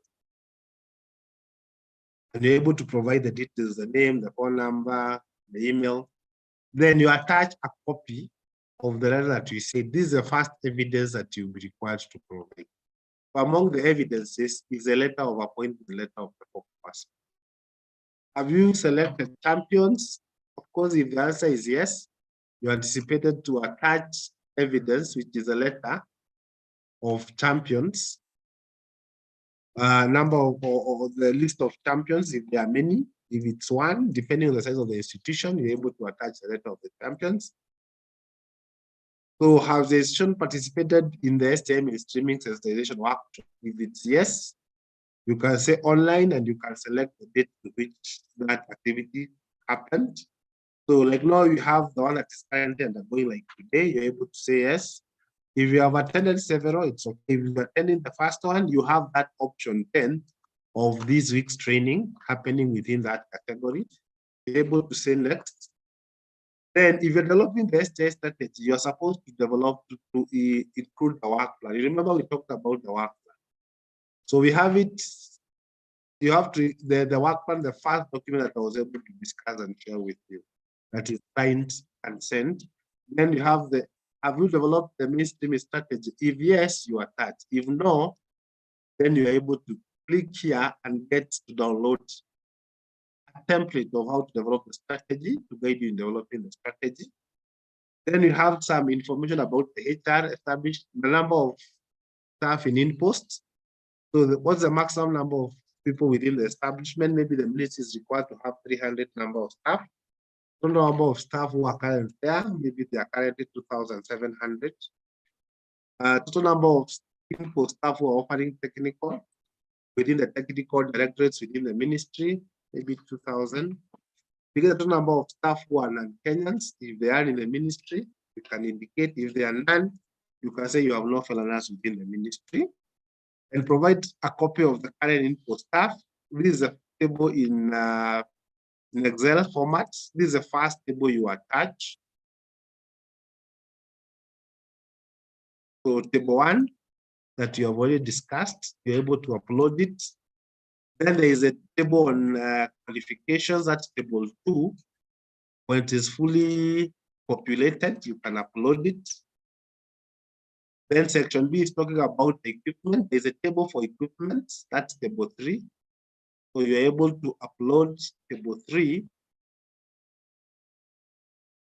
In case you upload the wrong table, you can click here to delete that table and go back to attach and select the correct table that you're supposed.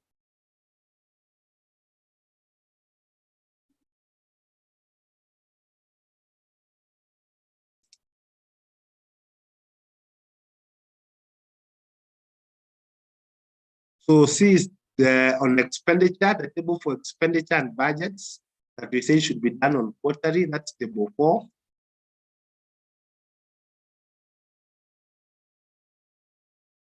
Then there is a table for inputs. Those are programs. Like you said, you have a program with the World Bank, bring in 100 million to equip TVETs. So those are the programs that will be within the table 5. Then you click next, you go to outputs. Outputs about publications, about memorandum of understanding. So here there are 2 categories. There is a table you are going to upload, which is table 6.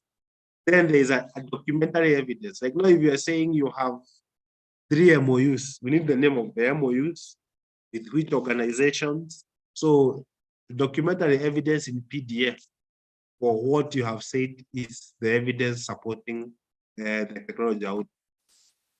Then we have F, dissemination, the last table. If you're disseminating, we say these are things like the trade fairs. Dissemination now involves things like trade fairs, media, print, that you are participating at concern RSTNI, you're able to put in. Then if you have a policy, an intellectual policy, you can attach. If you don't have, you say no. But you encourage within your strategy to develop an IP policy for the ministry. It's part of what you're saying, strengthening. Then if you have, part 4 is towards international obligations, which we talked about table 8A, 8B, 8C.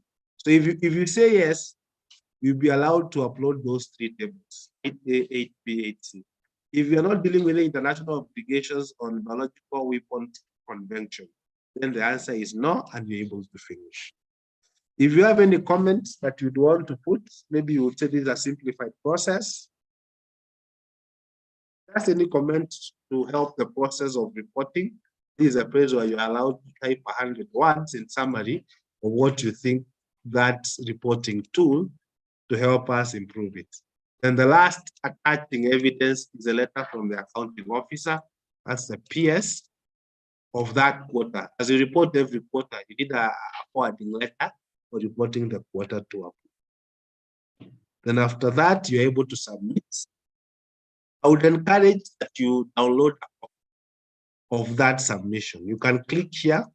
It will give you a copy of what you have been able to submit. So you can go through it and see how you are able to fill your tool and the evidences you're able to attach. You can download in PDF and keep it within your reporting file as a focal persons. Apart from that, sorry, after submission, you can now move ahead and submit and close. That's the final process of the submission. Continue and you close that report. Thank you, Chair. I think the floor is back.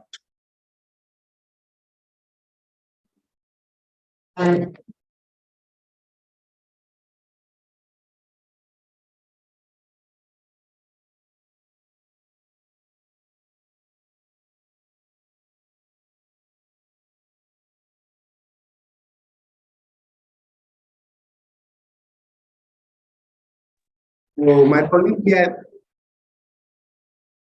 sorry, before Chair takes over, my colleagues here, Dr. David Jombe wants to just share something to do with the accuracy of data. Karibu Daktari.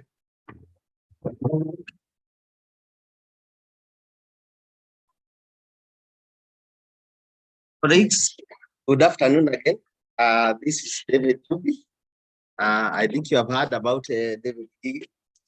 Mine is just to emphasize for just 3 minutes the importance of having accurate data as we mainstream STI in the country. Of course, the accuracy of data is key, and in some of the aspects, even the DG talked about in terms of indicators, so that we are able to know the progress in our STI in the country. For example, when you talk of R&D in the country, the last time we reported about this was in 2010, when we are working with the African Science, Technology, Innovation Indices. And since we have replaced ourselves as a country, we are lower medium country, we should be able to work on our own things without help from outside. And this is an opportunity for the country to be able to get the required data. And over time, of course, we have most of the institutions have reported good data in terms of compliance, that all the tables and all the cells have been filled. But now what we are emphasizing is the accuracy of that data. You can imagine for the several indices we have talked about, for example, in human resource, we want to know, for example, the number of oncologists in the country. Instead of somebody putting 50, he puts 300. That has some policy implications.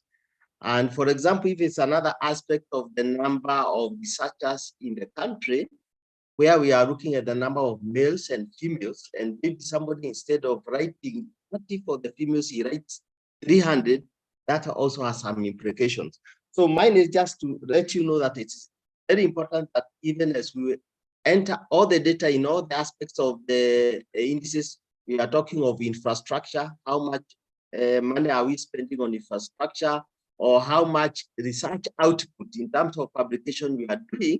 It's important that we put the accurate data, so that at least at the end of the day, those indices are being used in what we are calling the STI status report about our research systems in the country. And for the first time, we have reported this data to the CS this year, since 2013. And we are hoping, as our data in terms of accuracy improves, then at least the next financial year, we should be able to get very accurate data, which should be able to have impact in our research system, so that the country can be able to know in which direction we are moving on and where we need to put more emphasis on. So for this, I can also report in that system, in that research status report we have for this year, very small other countries are beating us in terms of data. We have the data, but we are not able to put it outside there for the world to see. Countries like Botswana, countries like Eswatini are beating us in some of these aspects. So we are hoping, as we get more accurate data, coming years, we should be able to ensure the country, as Kenya, we are just coming second to South Africa in terms of Africa.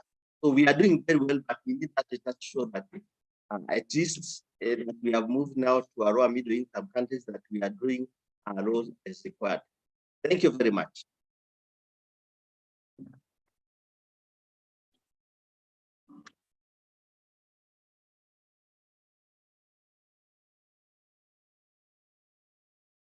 Okay.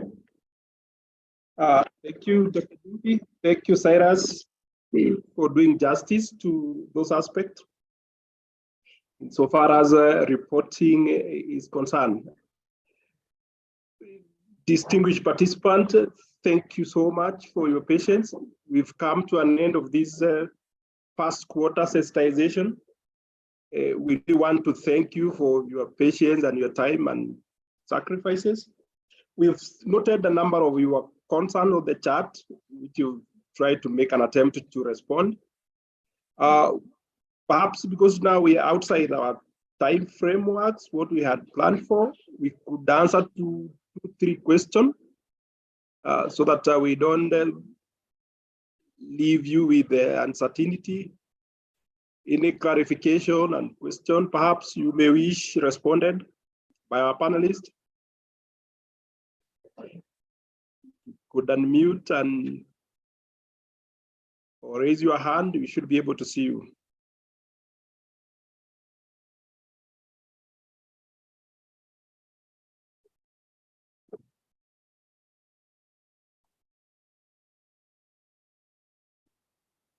Okay. It seems we are comfortable with that content.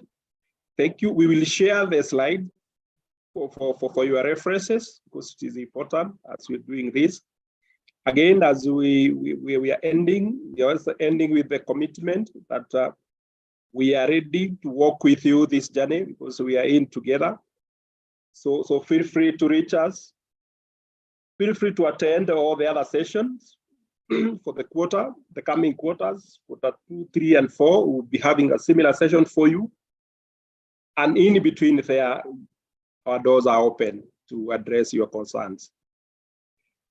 In absence of any other comment or follow-up, and to once again, let's say big thank you for our colleagues from the ministry for this great gesture and commitment to work with us in this journey. Thank you so much.